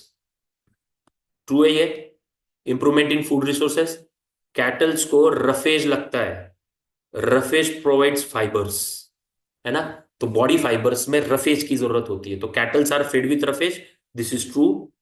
And concentrates भी लगते हैं उनको, क्योंकि कॉन्सेंट्रेट्स में जो भी है कि देखो ऑप्शन में दिया है प्रोटीन्स और न्यूट्रिएंट्स मिलते हैं, तो कुछ प्रोटीन्स एंजाइम्स वगैरह वो सब कुछ जो होता है वो भी उनको मिलता है, तो कैटल को इससे फीड करते, ट्रू है।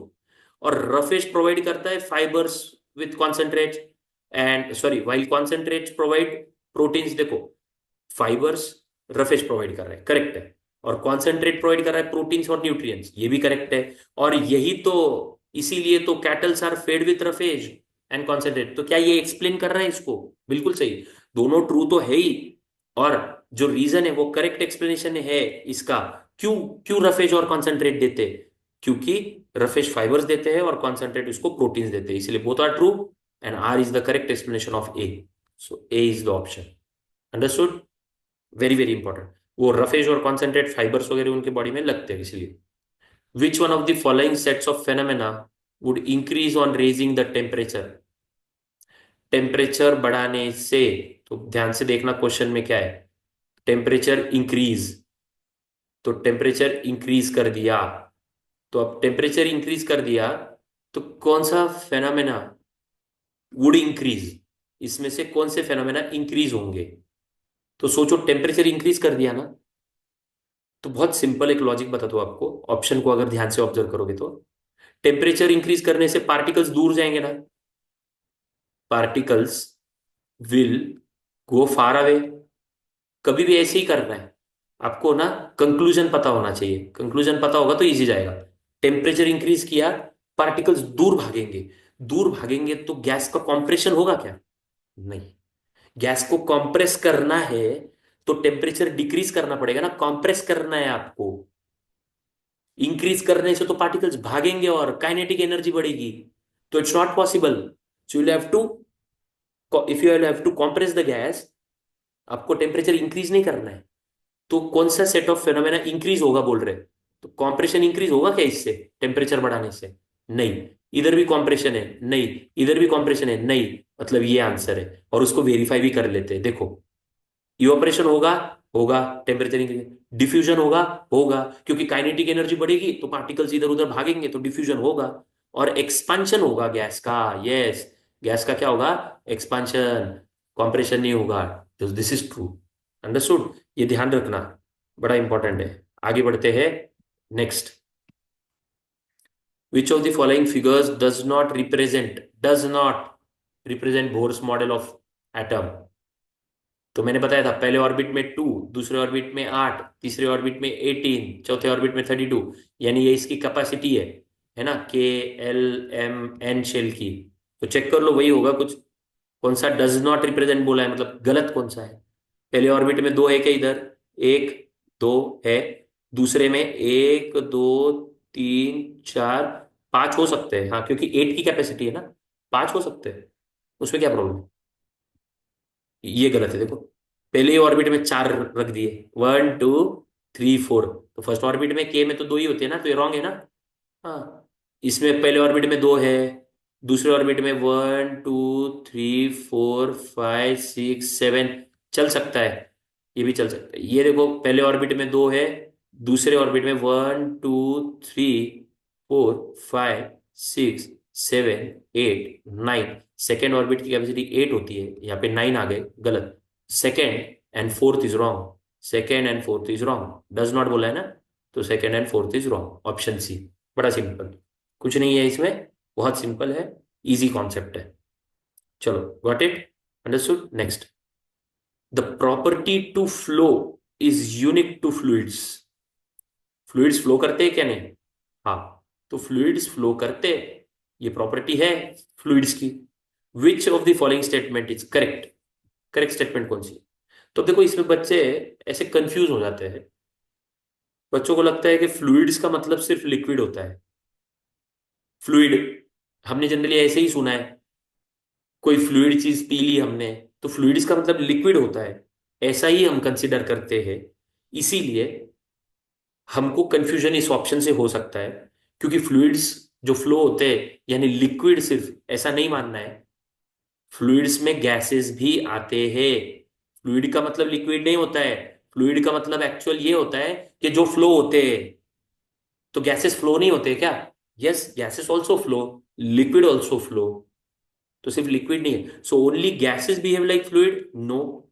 Gases and solids behave like fluid? Solid थोड़ी बिहेव करेगा, no. Gases and liquids behave like fluids? Yes, क्योंकि गैसेस और लिक्विड ये दोनों फ्लूइड्स है, तो वो फ्लो करेंगे। आया समझ में? तो सी ऑप्शन है इसका। ओनली लिक्विड्स या ओनली गैसेस? नहीं, लिक्विड्स गैसेस दोनों। Gases and liquids behave like fluids, option C. What it? Okay, तो वो डेफिनेशन की गड़बड़ होने की वजह से ऐसे होता है ना, दोनों फ्लो करते हैं। Which of the following tissues has dead cells? तो ये हमने ऊपर भी देखा था, कोलेन कायमा देखा था ऊपर, कि जो फ्लेक्सिबिलिटी प्रोवाइड करता है। इसमें डेड सेल्स नहीं होते, ये फ्लेक्सिबिलिटी प्रोवाइड करता है। एपिथेलियल टिश्यू वो तो डेड होंगे ही नहीं। एपिथेलियल जो ऊपर के लेयर के होते हैं, जैसे स्किन का ऊपर का एपिथेलियल, है ना, ह्यूमन एपिथेलियल टिश्यू भी, वो तो लिविंग ही रहते हैं। कोलेन कायमा भी लिविंग रहेंगे, स्टेम में वगैरह लीव्स में रहेंगे।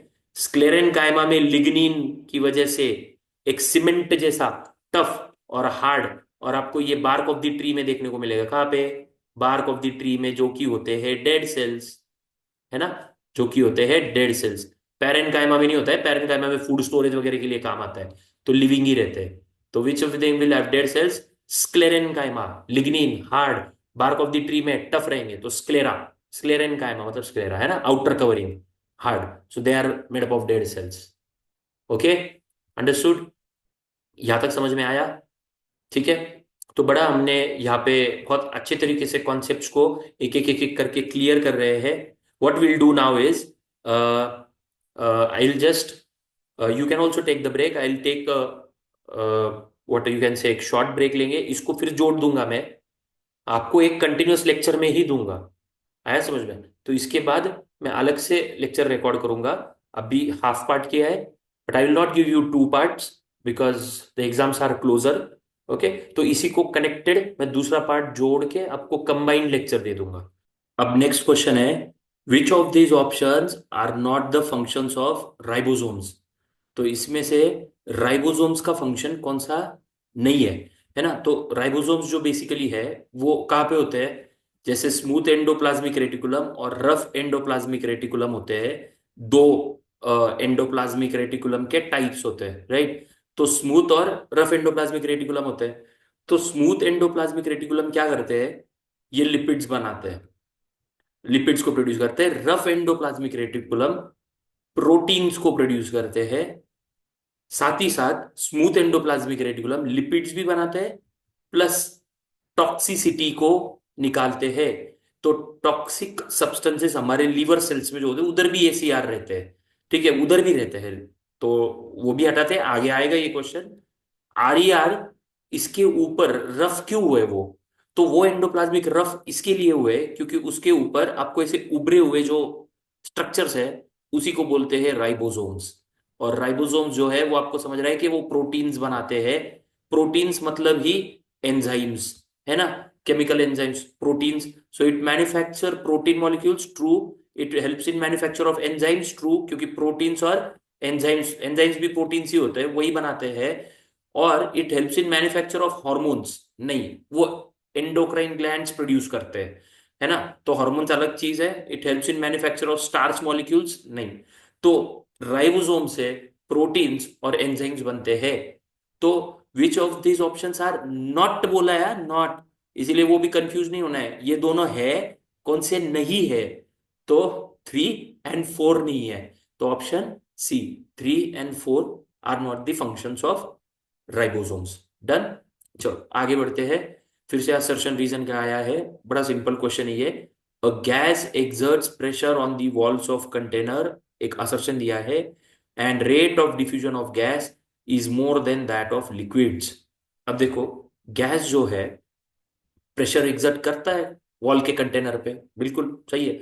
तो किसी भी एक वेसल में हमने भर दिया, ठीक है, और वेसल में ये गैस मॉलिक्यूल्स है, तो दिस ऑल गैस मॉलिक्यूल्स उस वेसल के कंटेनर के वॉल्स पे प्रेशर एग्जर्ट करता है, राइट?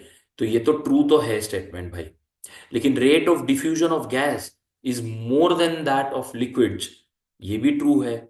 तो आप सोच के देखो, क्या गैसेस में डिफ्यूजन ज्यादा होता है लिक्विड से? यस, डिफ्यूजन ज्यादा होता है, काइनेटिक एनर्जी उसमें ज्यादा है, इसीलिए गैसेस में डिफ्यूजन फास्टर होता है लिक्विड से, ये भी ट्रू है। लेकिन डिफ्यूजन फास्ट होता है इसीलिए वो कंटेनर पे प्रेशर एग्जर्ट करते हैं, ये उसका एक्सप्लेनेशन सही नहीं है। देखो, गैस ने वॉल, कंटेनर वॉल पे प्रेशर एक्सर्ट करना is not because of diffusion. आया समझ में? Is not because of diffusion. वो एक अलग प्रॉपर्टी जैसे कि डेंसिटी वगैरह, और फिर कितना टेम्परेचर वगैरह रहेगा, कितना प्रेशर रहेगा, उस पे बेस्ड रहेगा कि गैस एक्सर्ट कर रहा है pressure on the walls of container. Rate of diffusion से कोई लेना देना नहीं है। रेट ऑफ डिफ्यूजन गैसेस में भले ही ज्यादा है लिक्विड्स है, बट ये इसका करेक्ट एक्सप्लेनेशन नहीं है। दोनों ट्रू है, बट ये इसका करेक्ट एक्सप्लेनेशन नहीं है। दोनों स्टेटमेंट तो ट्रू है। So option B, both A and R are true, and R is not correct explanation of A. ठीक है, ये थोड़ा ध्यान से करना ये क्वेश्चन, ठीक है? चलो नेक्स्ट बढ़ते हैं आगे। आगे फिर से असर्शन रीजन दिया है, नाइट्रोजन इज अ माइक्रोन्यूट्रिएंट, ये गलत है। मैं आपको कुछ चीज बता देता हूँ, थोड़ा सा आप याद रख सकते हो, जैसे CHON, ठीक है, चोन, ऐसा कुछ याद रख सकते हो। Carbon, hydrogen, oxygen, nitrogen. और आप NPK से फर्टिलाइजर में, फिर नाइट्रोजन तो है ही, फॉस्फोरस, पोटेशियम, ये जो है ये मैक्रोन्यूट्रिएंट्स होते हैं। मैक्रोन्यूट्रिएंट्स होते हैं, ये ध्यान रखो। बाकी जो बहुत कम मात्रा में लग रहे हैं, आयरन है, थोड़ा बहुत आपका कोबाल्ट है, तो ये सब चीजें जो है, कैल्शियम भी मैक्रो है, ठीक है। बाकी आयरन है, तो थोड़े निकेल है, कोबाल्ट है, these are micro nutrients. Nitrogen is a micro nutrient, ये गलत स्टेटमेंट है। नाइट्रोजन जो है वो मैक्रो न्यूट्रिएंट है, ज्यादा क्वांटिटी में लगता है। और micro nutrients are nutrients required in small quantity. Yes, micro nutrient small quantity में लगते हैं। नाइट्रोजन माइक्रो नहीं है, मैक्रो न्यूट्रिएंट, तो ये फॉल्स है। So A is false, R is true, A is false, R is true, इसके लिए एक्सप्लेनेशन का कोई सवाल ही नहीं आता, ऑप्शन डी आना चाहिए। तो मैं जो असर्शन रीजन आपसे करवा के ले रहा हूं, ये बहुत इंपॉर्टेंट है। आपको असर्शन रीजन का कंप्लीट अंडरस्टैंडिंग इससे होगा, है ना। चलो, तो नाइट्रोजन माइक्रो न्यूट्रिएंट नहीं है, मैक्रो, इसलिए पहला स्टेटमेंट फॉल्स है। A is false and R is true, क्योंकि माइक्रो न्यूट्रिएंट कम क्वांटिटी में लगता है। चलो नेक्स्ट बढ़ते हैं। An atom with 3 protons and 4 neutrons. अच्छा, मैंने बताया था आपको इसकी वैलेंसी कितनी होगी। अब आपको जब वैलेंसी निकालनी है, तो आपको वैलेंसी निकालने के लिए आपको नंबर ऑफ इलेक्ट्रॉन्स पता होने चाहिए। No we should know number of electrons, क्योंकि एटॉमिक नंबर से, ठीक है, क्योंकि एटॉमिक नंबर से, क्योंकि नंबर ऑफ इलेक्ट्रॉन्स मतलब क्या, एटॉमिक नंबर, उससे मैं ऑर्बिट में डिस्ट्रीब्यूशन कर पाऊंगा और बताऊंगा कि वैलेंसी कितनी है।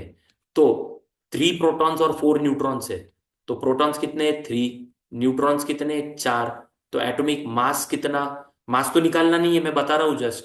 प्रोटॉन्स प्लस न्यूट्रॉन्स, 3 + 4 7 हो जाएगा, लेकिन एटॉमिक मास नहीं निकालना है हमको। हमको एटॉमिक नंबर निकालना है, जो कि इलेक्ट्रॉन्स के बराबर होता है।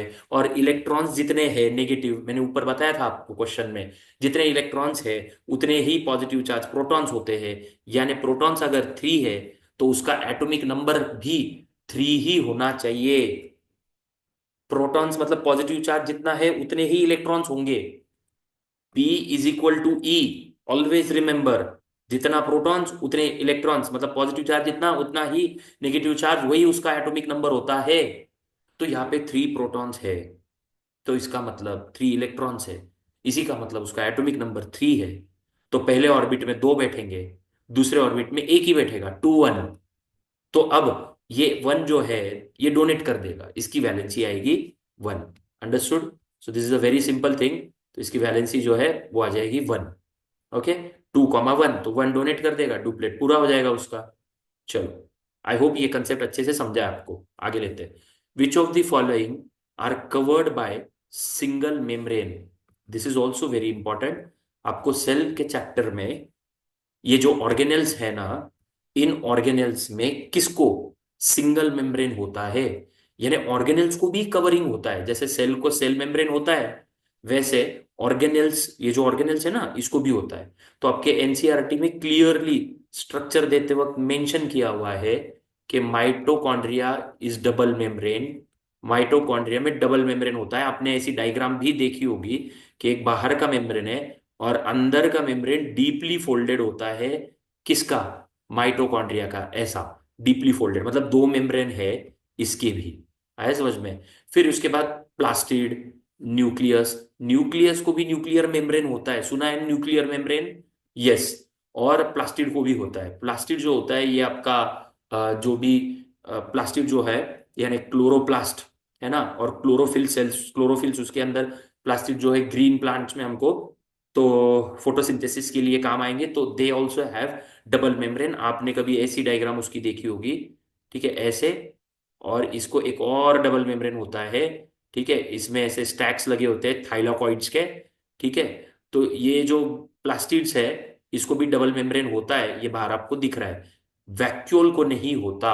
सो वैक्यूल इज द आंसर, जिसको सिंगल मेम्ब्रेन हो। ये कौन सा है, वैक्यूल को कोई मेम्ब्रेन नहीं होता।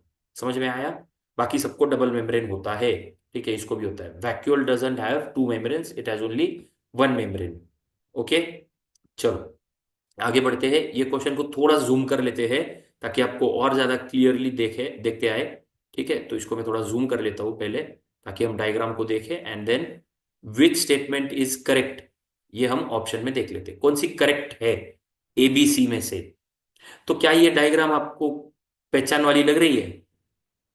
ये लैटेंट हीट वाला जो कॉन्सेप्ट है ना, उससे रिलेटेड है। अब लैटेंट हीट क्या है, हिडन हीट, यानी कि जब यहां से 0 डिग्री का जो आइस है, वो हॉरिजॉन्टल लाइन दिखाया है, तो वो वाटर में कन्वर्ट होता है, लेकिन उस टाइम वो 0 डिग्री का ही रहता है।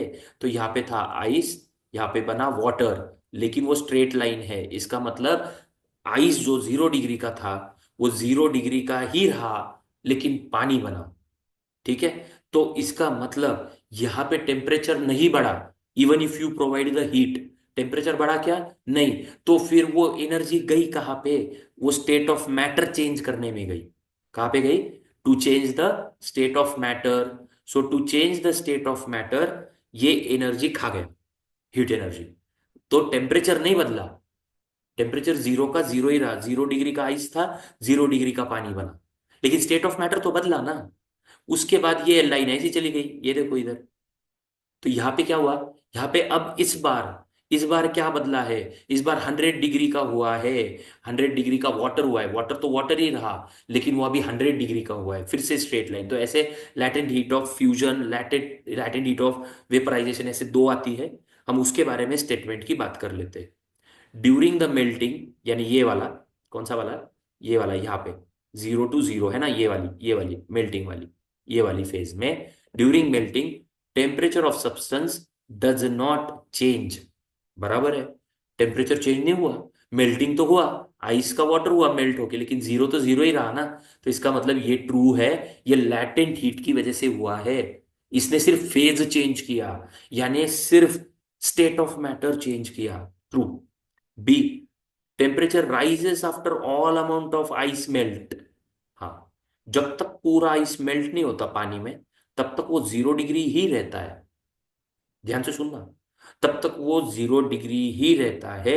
उसके बाद वो राइज करना शुरू करता है टेम्परेचर, उसके पहले टेम्परेचर राइज नहीं करता। So during the melting temperature substance, substance का टेम्परेचर चेंज होता है क्या? डज नॉट चेंज लिखा है, ट्रू, वो चेंज नहीं होता है। और लेकिन चेंज कब होता है? तो टेम्परेचर राइज कब होता है? After all amount of ice melt. Yes, ये आइस जब वाटर पूरी तरह वाटर में हो जाता है, आइस पूरा मेल्ट हो जाता है, उसके बाद टेम्परेचर बढ़ना शुरू होता है। तो ऐसी टेढ़ी लाइन ये ऊपर आ गई, तो 100 डिग्री का पानी बन गया। उसके बाद at a specific temperature water starts boiling and temperature remains the same during the water into steam. तो यहां से फिर से पानी स्टीम बनने तक, फिर से 100 डिग्री की ही स्टीम बनी, 100 डिग्री की ही स्टीम बनी, तब तक टेम्परेचर सेम रहा क्या? हाँ, वहां पे भी लैटेंट हीट ऑफ वेपराइजेशन, तो ये भी ट्रू है, ये भी ट्रू है। समझ में आ रहा है? So all the three statements are true. So what you can infer from this, what inferences you can draw? All A B C are correct. क्या ये लैटेंट हीट वाली कॉन्सेप्ट क्लियर हुई आपकी? ठीक है, all the three statements are correct. Okay, चलो next आगे बढ़ते हैं। ये क्या हो रहा है? ठीक है, which of the following condition is most favourable for converting gas into liquid? Gas को लिक्विड करना है, गैस को लिक्विड करना है, यानी पार्टिकल्स दूर दूर थे, आपको एकदम सिंपल करके दे रहा हूं, आपको नजदीक लाने हैं, लिक्विड करना है ना आपको। तो आप गैस से लिक्विड में आ रहे हो, मतलब you are bringing the particles closer. So in this vessel, if you have to bring the particles closer, what you will do? You will compress. You will compress. तो आपको गैस पे क्या करना पड़ेगा? प्रेशर के बारे में क्या करना पड़ेगा यहाँ पे पूछा है, और टेम्परेचर के बारे में क्या करना पड़ेगा? Pressure temperature, pressure temperature, pressure temperature. तो सोचो, एक तो एकदम इजी वाली कंसेप्ट है, आपको ये पता है कि अगर मैं लिक्विड को हीट करूंगा, लिक्विड को हीट करूंगा, तो गैस बन जाएगा। तो गैस को लिक्विड करने को बोल रहे हैं ना आप, कन्वर्टिंग गैस इनटू लिक्विड, मतलब गैस को ठंडा करना पड़ेगा ना। गैस को हीट कैसे करोगे आप? क्यों हीट करोगे? गैस को ठंडा करोगे, तभी तो पार्टिकल्स नजदीक आएंगे ना, क्योंकि उनकी काइनेटिक एनर्जी ज्यादा है ऑलरेडी। सो गैस को लिक्विड करना है तो यू शुड कंडेंस इट। पढ़ा है कि नहीं हमने? हाँ, तो गैस को कंडेंस करेंगे मतलब लो टेम्परेचर लगेगा, ये तो पक्का है। यानी ये दो ऑप्शन कट गए, हाई टेम्परेचर वाले कट गए। तो हमको लगेगा लो टेम्परेचर, ठीक है। अब लो टेम्परेचर है, अब सोचो लो टेम्परेचर में मैं क्या करूंगा? अगर मैं इसको पार्टिकल्स को नजदीक लाना चाहूं, तो मैं कॉम्प्रेस करूंगा यहाँ पे, यानी मैं प्रेशर लगाऊंगा, टेम्परेचर कम करूंगा, यानी कंडेंस करूंगा, तो ये गैस लिक्विड में चला जाएगा। और प्रेशर भी तो देना पड़ेगा, क्योंकि गैस को प्रेशराइज करेंगे, कंप्रेस करेंगे, तो हाई प्रेशर करना पड़ेगा। तो pressure increase, high pressure and low temperature, A is the option. Understood? Easy है ये, ठीक है। तो ए इज द ऑप्शन, ठीक है। ये ध्यान रखना, हाई प्रेशर से कंप्रेस कर किया जाएगा उसको, ठीक है। Okay, this is something which you have to understand from NCERT, learn करना पड़ेगा इसको थोड़ा सा। क्योंकि एनसीईआरटी का सीधा सीधा क्वेश्चन है यहाँ पे, सल्फर का और कार्बन डाइसल्फाइड का मिक्सचर कैसा होता है। तो बिल्कुल सीधी सी बात है, सल्फर और कार्बन डाइसल्फाइड, ठीक है, ये एनसीईआरटी में क्लियरली कैसे मेंशन किया है कि this is the example where you will find कि ये होमोजीनियसली मिक्स नहीं होता है, ये हेटेरोजीनियस होता है। हेटेरोजीनियस यानी the particles of sulphur and carbon disulphide do not gate mixed uniformly, वो हेटेरोजीनियस ही है। और हेटेरोजीनियस है और टिंडल इफेक्ट दिखाता है। टिंडल इफेक्ट क्या होता है? टिंडल इफेक्ट होता है स्कैटरिंग ऑफ लाइट। क्या होता है Tyndall effect? Scattering of light. मैं बताता हूँ आपको, देखो, scattering of light how does it occurs. तो हमको टिंडल इफेक्ट था, मान लो कि एक बीकर में हमने कुछ पानी ले लिया, ठीक है, और उसमें ऐसे, अच्छा चलो सॉल्यूशन ले लिया इंक वाला, और इसमें कुछ हमने लाल कलर की इंक डाल दी, तो उसके पार्टिकल जो है वो अब अच्छी तरह से मिक्स नहीं हुए, और हमने इससे लाइट रे पास कराया, है ना, लेजर लाइट बीम पास कराया, तो वो जो है इस पार्टिकल्स पे गिर के क्या होगा? स्कैटर होगा।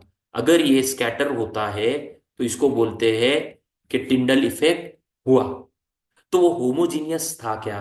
नहीं। अगर पार्टिकल्स अच्छे मिक्स होंगे तो स्कैटर क्यों होगा? लाइट आएगा, सीधा चला जाएगा। तो पार्टिकल्स जो है वो अच्छे से मिक्स नहीं है, मींस दे आर हेट्रोजीनियस। तो हेट्रोजीनियस में टिंडल इफेक्ट शो करेंगे ना? यस। तो ये सल्फर और कार्बन डाइसल्फाइड का ऐसा ही है, हेट्रोजीनियस है, और हेट्रोजीनियस मतलब पार्टिकल्स उसमें मिक्स नहीं हुए हैं, तो पार्टिकल्स पे लाइट गिर के क्या दिखाता है वो? टिंडल इफेक्ट दिखाता है, यानी स्कैटरिंग दिखाता है, ठीक है, हेट्रोजीनियस में। डन। सो कार्बन डाइसल्फाइड और सल्फर का क्या होगा?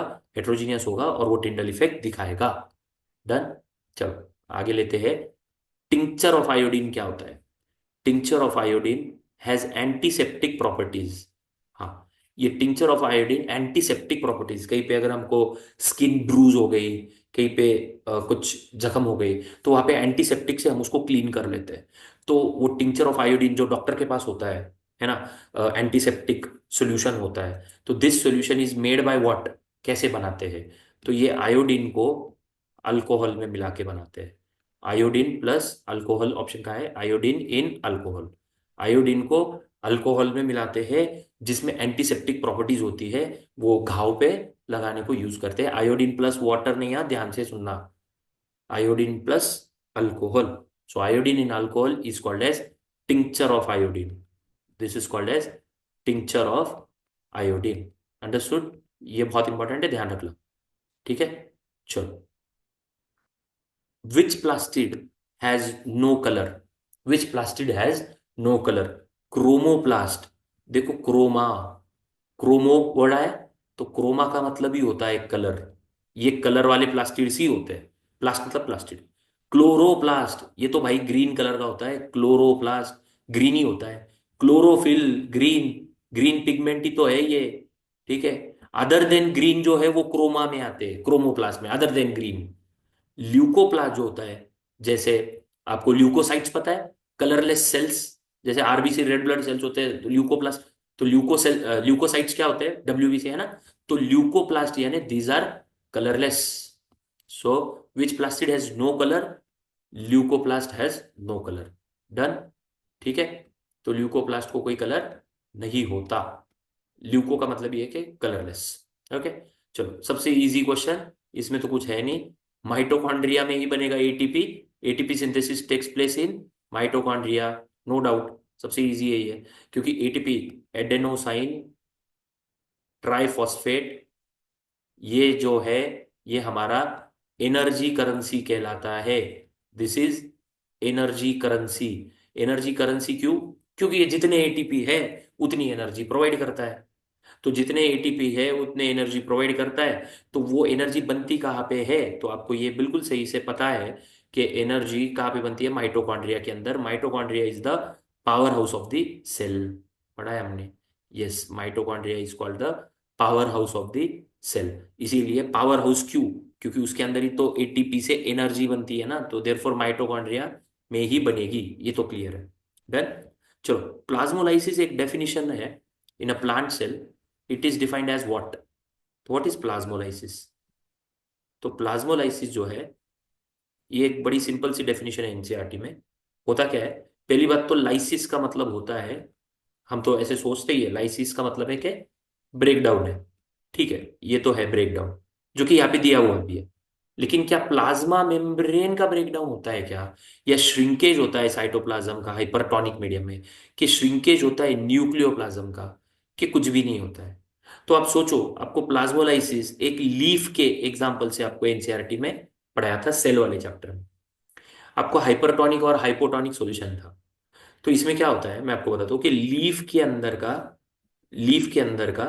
है ना, एक कुछ समय बाद वो जो है कि श्रिंक हो जाता है उसके अंदर का साइटोप्लाज्म। ये हाइपरटोनिक कब होगा? तो हाइपरटोनिक का मतलब क्या है और हाइपोटोनिक का मतलब क्या है?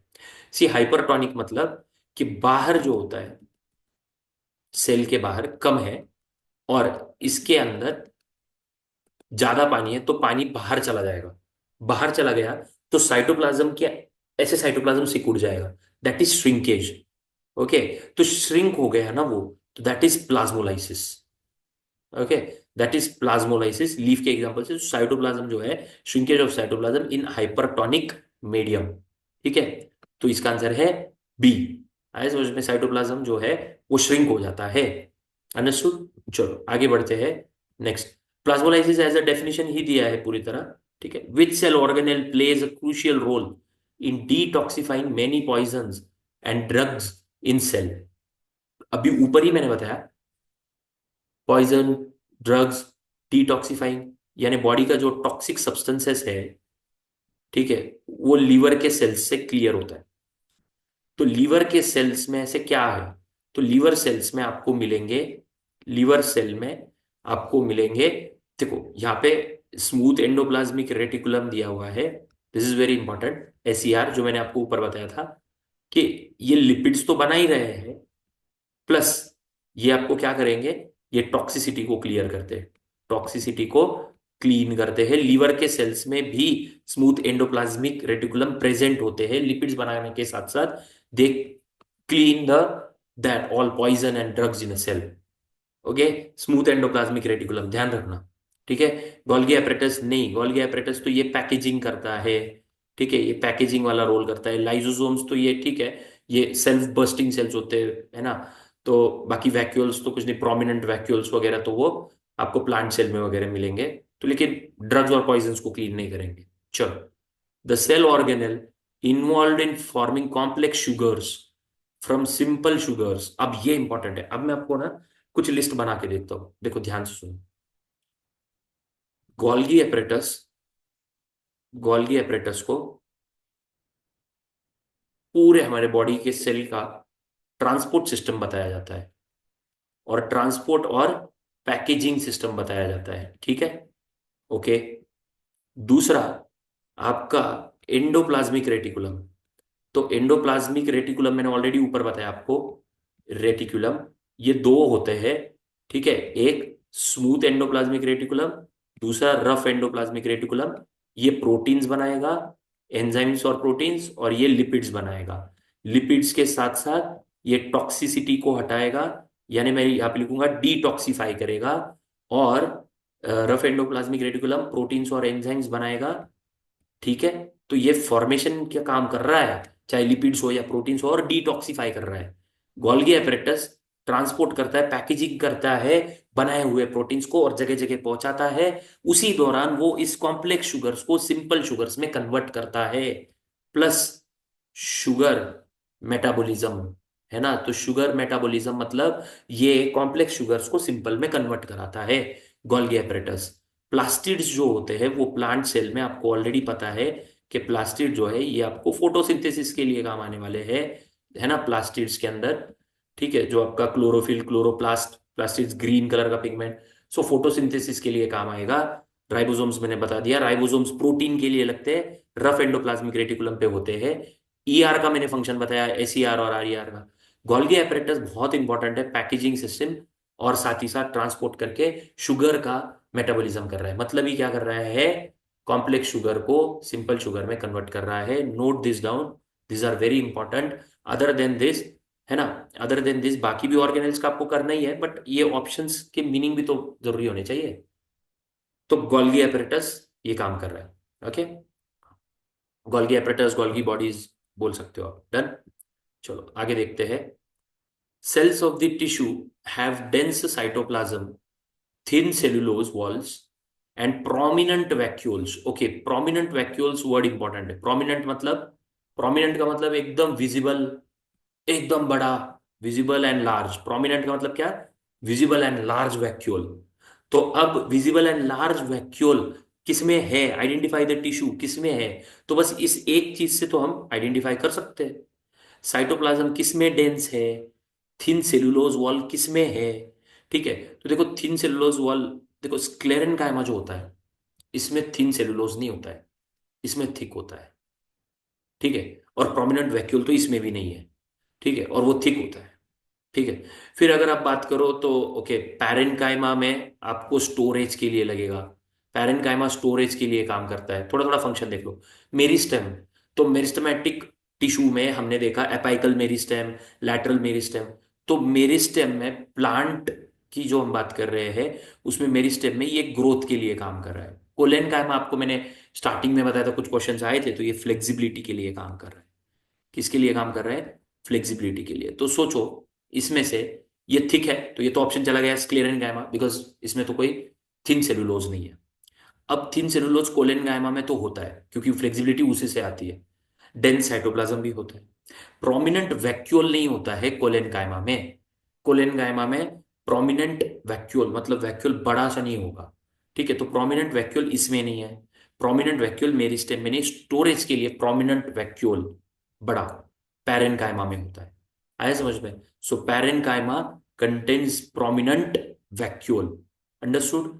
तो ये थोड़ा सा फिर से एक लर्निंग वाली बात आ गई यहाँ पे, कि आपको यहाँ पे एनसीईआरटी या फिर आपके पास जो भी डाइजेस्ट है उसमें थोड़ा सा पैरेन्काइमा, स्क्लेरेन्काइमा, कोलेन्काइमा का स्ट्रक्चर थोड़ा देख लो टिश्यू का। ठीक है, वो थोड़ा थोड़ा वो काम आ जाएगा। Oesophagus and the lining of mouth are also covered with which tissues. तो बहुत ही आपको पता होना चाहिए, इसोफेगस और lining of mouth they are very very smooth.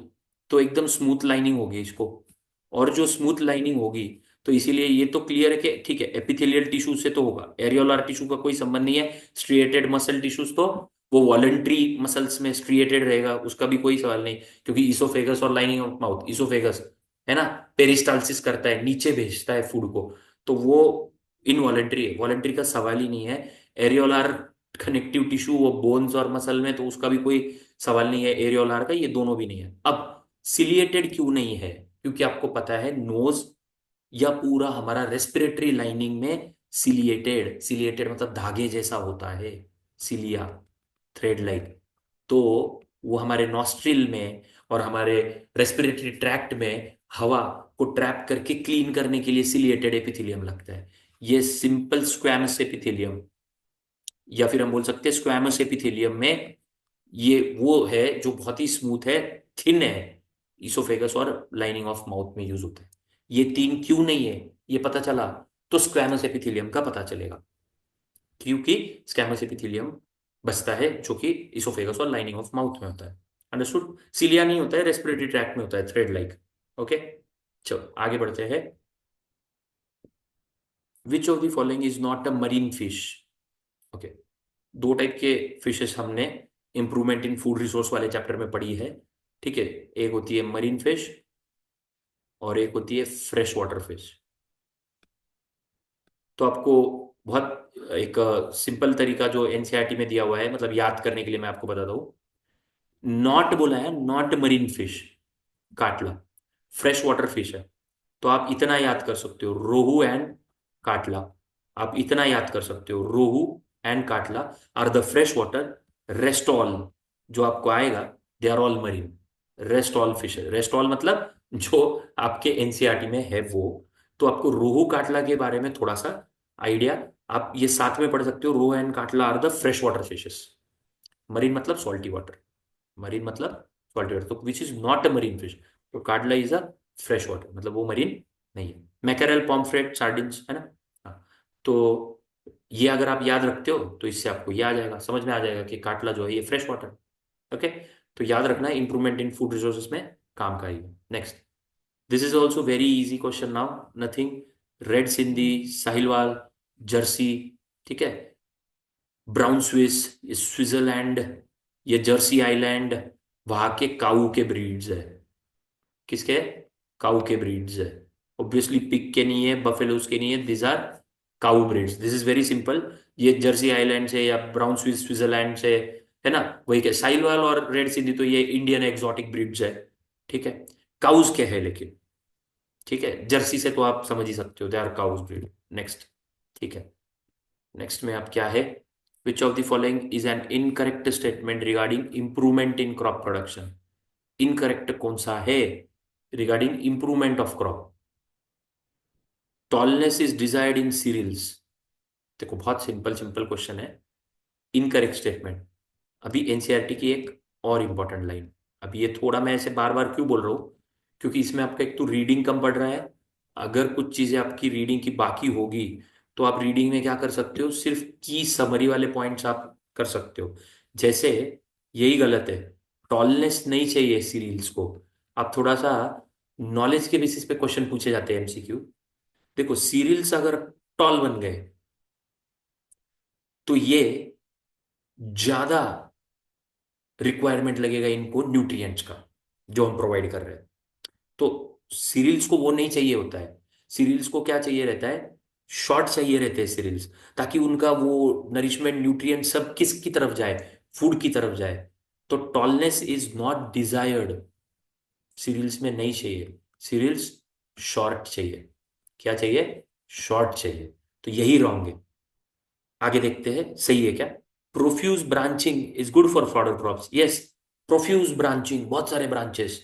Fodder crops में जितने ज्यादा ब्रांचेस आएंगे उतना अच्छा ही है। फॉडर, वो आपको सारे कैटल को खिलाने के लिए तो प्रोफ्यूज ब्रांचिंग चाहिए ना, तो फॉडर क्रॉप्स को चाहिए।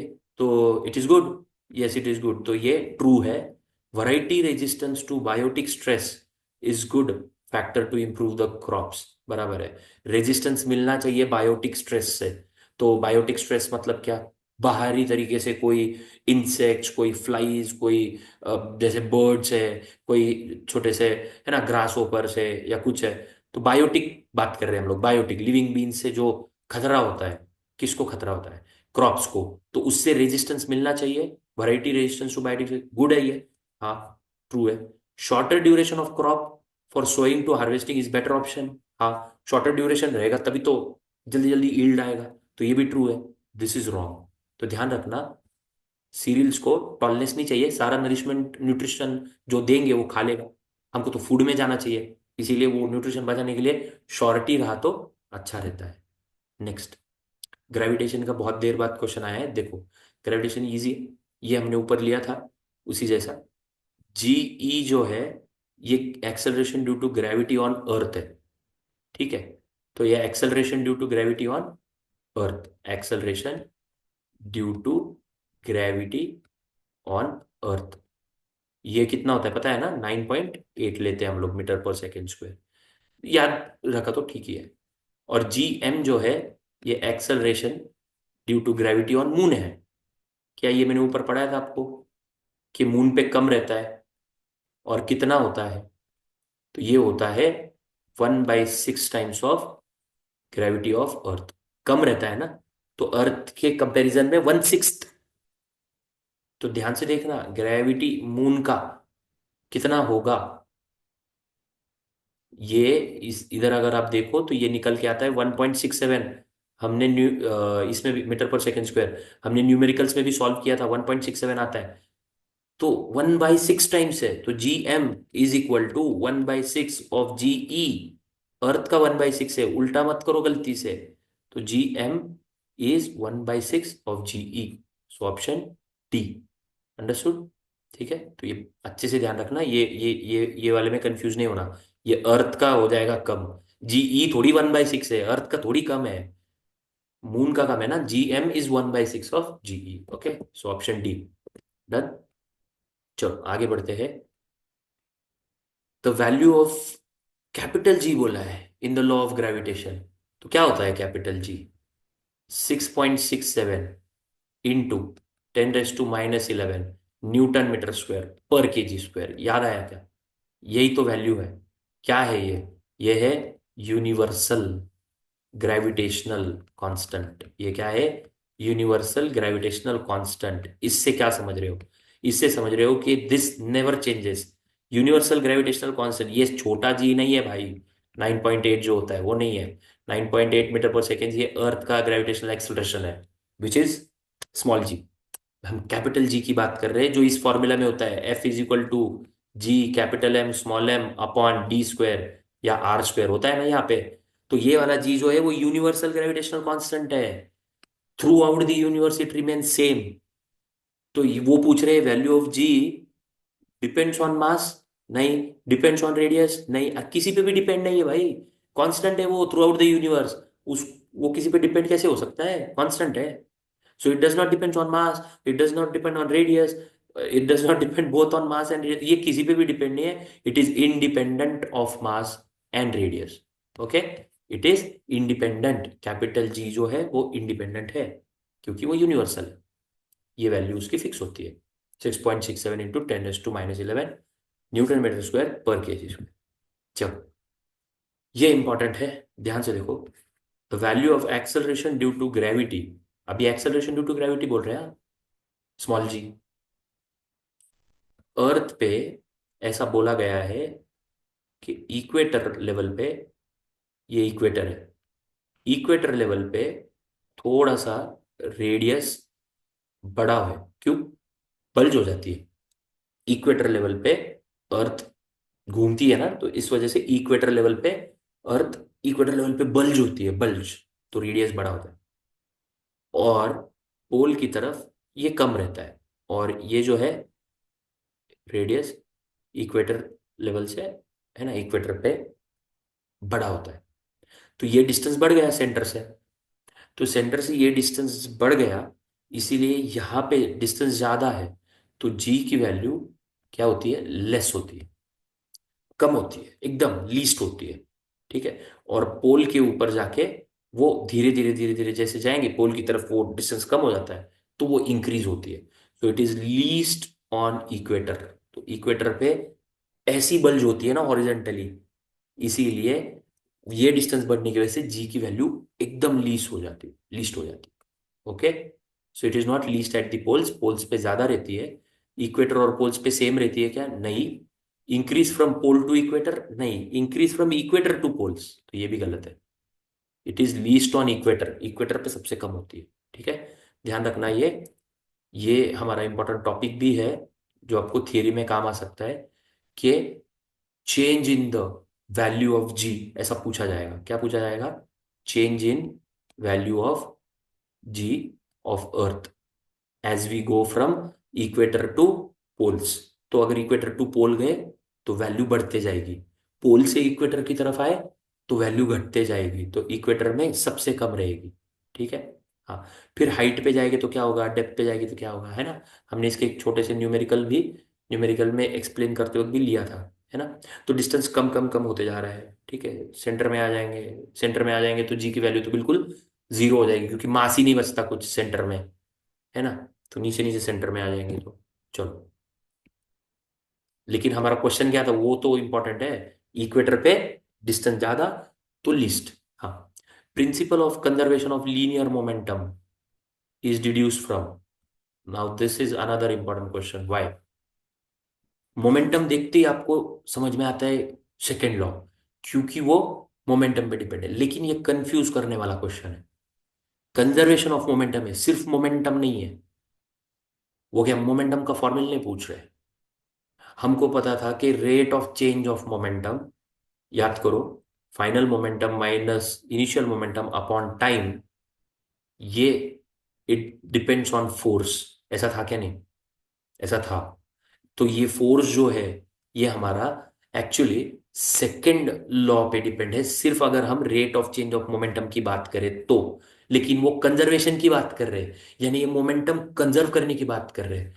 तो कंजर्व करना, इसी का मतलब क्या है कि momentum is neither created not destroyed.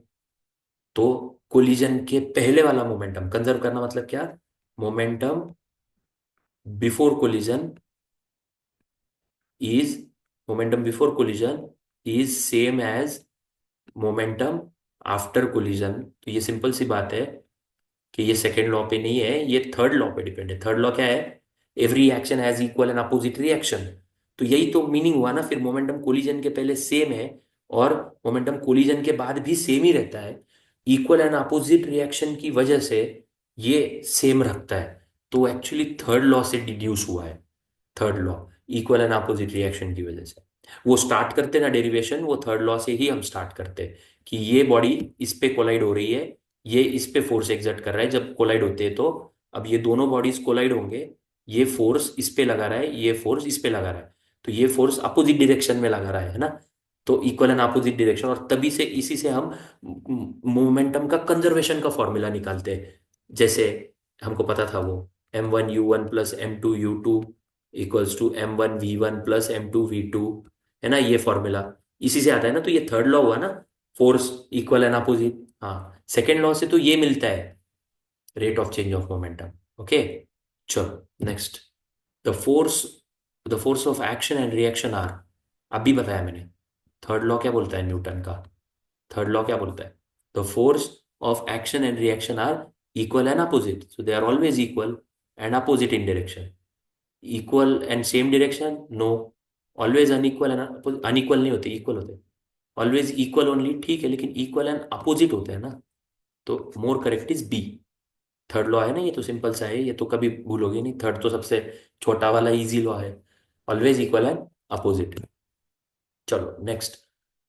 Which of the following figures represents uniform motion of moving objects correctly? Okay, बाकी भी देख लो, बाकी डायग्राम्स भी जरूरी है। वो बोल रहे यूनिफॉर्म मोशन कौन सा है। तो कुछ बच्चे क्या करते हैं, कुछ भी नहीं देखते, सीधा स्ट्रेट लाइन देख लेते, बोलते ये यूनिफॉर्म मोशन है। ऐसा मत किया करो, ऐसा नहीं होता। अब थोड़ा सा इधर भी देख लिया करो कि ये डिस्टेंस टाइम ग्राफ है कि वीटी ग्राफ है, किस चीज़ का ग्राफ है। यूनिफॉर्म मोशन करना है तो मीनिंग तो समझ लिया करो क्या है। आपको मैं बताता हूँ ए आंसर क्यों है। देखो, ये डिस्टेंस टाइम ग्राफ है। अगर ये जीरो है, यहाँ पे 10 20 30 40 जो भी होगा, अब डिस्टेंस टाइम ग्राफ इस पे स्ट्रेट दिखा रहा है, मतलब ये जो डिस्टेंस जो भी है वो कितनी देर से टाइम के साथ सेम ही है। इसका मतलब बॉडी एट रेस्ट है ना। ये तो समझ रहा है ना, बॉडी एट रेस्ट है। बहुत सिंपल तरीका बता रहा हूं मैं। अगर स्ट्रेट लाइन आया यानी 40 का डिस्टेंस 40 ही है, स्ट्रेट लाइन है, इसका मतलब बॉडी हिली ही नहीं है ना।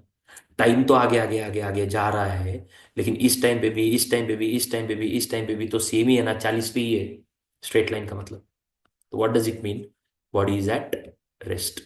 So it means that body at rest. तो ये यूनिफॉर्म मोशन नहीं है, ये बॉडी एट रेस्ट। ओके, अब डिस्टेंस के साथ साथ देखो, डिस्टेंस ऐसे हो रहा है और ये केस में ये बढ़ते जा रहा है। और यहां से देखो थोड़ा सा ये ऊपर ऊपर गया, लेकिन ग्राफ ऐसा थोड़ा नीचे की ओर झुक रहा है डिस्टेंस टाइम के साथ। तो इसका मतलब ये स्पीड घट रहा है, स्पीड डिक्रीजिंग वाला ग्राफ है, और ये स्पीड इंक्रीजिंग वाला ग्राफ है। यूनिफॉर्म है क्या? नहीं, ये स्पीड इंक्रीजिंग वाला है, ये स्पीड डिक्रीजिंग वाला है, तो ये दोनों भी नहीं है। ये यूनिफॉर्म है क्योंकि ऐसी टेढ़ी स्ट्रेट लाइन है। तो this is a straight line but inclined. This means that ये एंगल थीटा, इसका स्लोप होता है। तो स्लोप यहाँ पे थ्रू आउट सेम रहेगा, है ना। तो ये टेढ़ी लाइन स्ट्रेट है ना। तो उसको बोलते हैं यूनिफॉर्म मोशन, ऑप्शन ए। ठीक है, सो विच रिप्रेजेंट्स, तो डिस्टेंस टाइम के साथ ये यूनिफॉर्म हुआ। देखो, इस टाइम को इतना डिस्टेंस, इस टाइम को इतना डिस्टेंस, इस टाइम को इतना डिस्टेंस। तो यहाँ पे क्या हो रहा है कि एक सर्टन फिक्स टाइम इंटरवल को फिक्स डिस्टेंस मूवमेंट हो रहा है ना। तो इसीलिए तो लाइन ऐसी जो है वो एकदम स्ट्रेट और ऐसी आ गई। ये ऐसा डिक्रीजिंग है ना, स्पीड डिक्रीज हो रहा है, स्पीड इंक्रीज हो रहा है, और ये तो बॉडी एट रेस्ट है। तो ये तीनों भी नहीं है, ए इज द आंसर। तो आई होप ये बहुत अच्छे से एक्सप्लेन किया है मैंने। ग्राफ फिजिक्स का बहुत इंपॉर्टेंट पार्ट होता है, और खास करके मोशन वाले चैप्टर में। ठीक है, चलो ऑलमोस्ट लास्ट क्वेश्चंस की तरफ बढ़ रहे हैं अभी। A particle is moving in a circular path of radius r, circular path में है जिसका रेडियस आर है। सबसे easy question, the displacement after half of circle would be. तो आधे सर्कल बाद मतलब यहां से सिर्फ आधा सर्कल कवर किया है, यानी यहां तक। तो इसका वो क्या पूछ रहे हैं, यहां तक कवर किया है, half circle. So what is they are asking, displacement. तो इजी है ना ये, डिस्टेंस डिस्प्लेसमेंट। डिस्टेंस तो पूरा होता है ये वाला डिस्टेंस होता है जो एक्चुअल पाथ है। तो एक्चुअल पाथ जो होता है वो डिस्टेंस होता है। वो हमको डिस्प्लेसमेंट पूछ रहा है, what is displacement, shortest path. तो शॉर्टेस्ट तो ये हुआ ना, ये उसका स्टार्ट पॉइंट, ये उसका स्टॉप पॉइंट। तो शॉर्टेस्ट तो ये हुआ ना, शॉर्टेस्ट। हाँ, तो ये डायमीटर है, ये भी रेडियस, ये भी रेडियस, आधा ही सर्कल कवर किया है ना। तो नीचे का नहीं पकड़ोगे, सिर्फ इतना। तो ये शॉर्टेस्ट है, तो ये क्या हुआ तुम्हारा, डिस्प्लेसमेंट हुआ, जो कि आर और r, 2r। What is the answer, 2r, मतलब ही डायमीटर हाफ सर्कल में, डिस्प्लेसमेंट शॉर्टेस्ट 2r। चलो, हाँ वीटी ग्राफ है अब इस बार, डिस्टेंस टाइम नहीं है। तो आप बोलोगे सर स्ट्रेट लाइन आया, मतलब बॉडी एट रेस्ट बोलूँ क्या, बॉडी एट रेस्ट बोलूँ क्या। नहीं रे भाई, ऐसा कैसे, सोचो। अब ये डिस्टेंस टाइम नहीं है, अब ये वीटी ग्राफ है। हाँ, ये डिस्टेंस और टाइम में ऐसा रहता तो डिस्टेंस नहीं बदल रहा है, तो इसको बॉडी एट रेस्ट बोलेंगे। अब ये वीटी है ना, वीटी ग्राफ है ये, तो वेलोसिटी टाइम ग्राफ है। तो अब इधर वेलोसिटी कांस्टेंट है ना, सीधा सीधा दिख रहा है कि ये डिस्टेंस टाइम ग्राफ नहीं है, ये वेलोसिटी कांस्टेंट है। तो कंफ्यूज मत करो, ये वेलोसिटी मान लो जीरो, यहाँ पे 40 किलोमीटर या जो भी है 40 किलोमीटर पर आवर से जा रहा है, तो यहाँ पे भी कांस्टेंट जा रहा है ना। तो वेलोसिटी कांस्टेंट है, यहाँ पे डिस्टेंस कांस्टेंट हुआ तो बॉडी एट रेस्ट था। ये बॉडी एट रेस्ट कब था, क्योंकि डिस्टेंस टाइम ग्राफ था वो ऊपर, ये वाला जो था ना, ये देखो, डिस्टेंस टाइम ग्राफ था वो, इसीलिए ये बॉडी एट रेस्ट था। ये वेलोसिटी टाइम ग्राफ है, ये वेलोसिटी टाइम ग्राफ है। तो इसीलिए इस केस में वेलोसिटी टाइम ग्राफ में ये 40 की वेलोसिटी कांस्टेंट है, तो ये रेस्ट नहीं है, ये यूनिफॉर्म मोशन है। वो रेस्ट था डिस्टेंस टाइम में, ये बॉडी एट रेस्ट रहता है, ये बॉडी इन यूनिफॉर्म मोशन।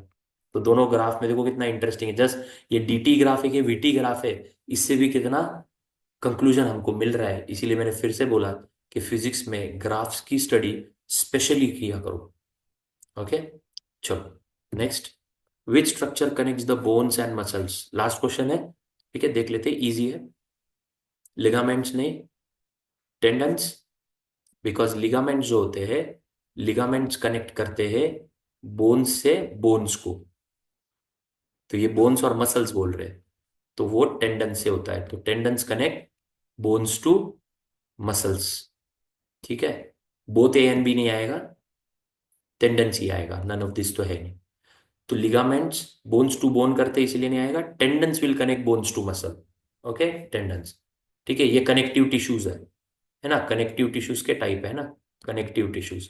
तो उसमें tendons connects bones to muscle, दोनों नहीं, टेंडेंस। डन। तो हमने बहुत सारे क्वेश्चंस लिए, और टॉप 50 का मतलब हमने बहुत गिने चुने सिलेक्टेड 50 क्वेश्चंस जो हमने स्टडी किए हैं, और उसका हर एक क्वेश्चन का एक्सप्लेनेशन दिया।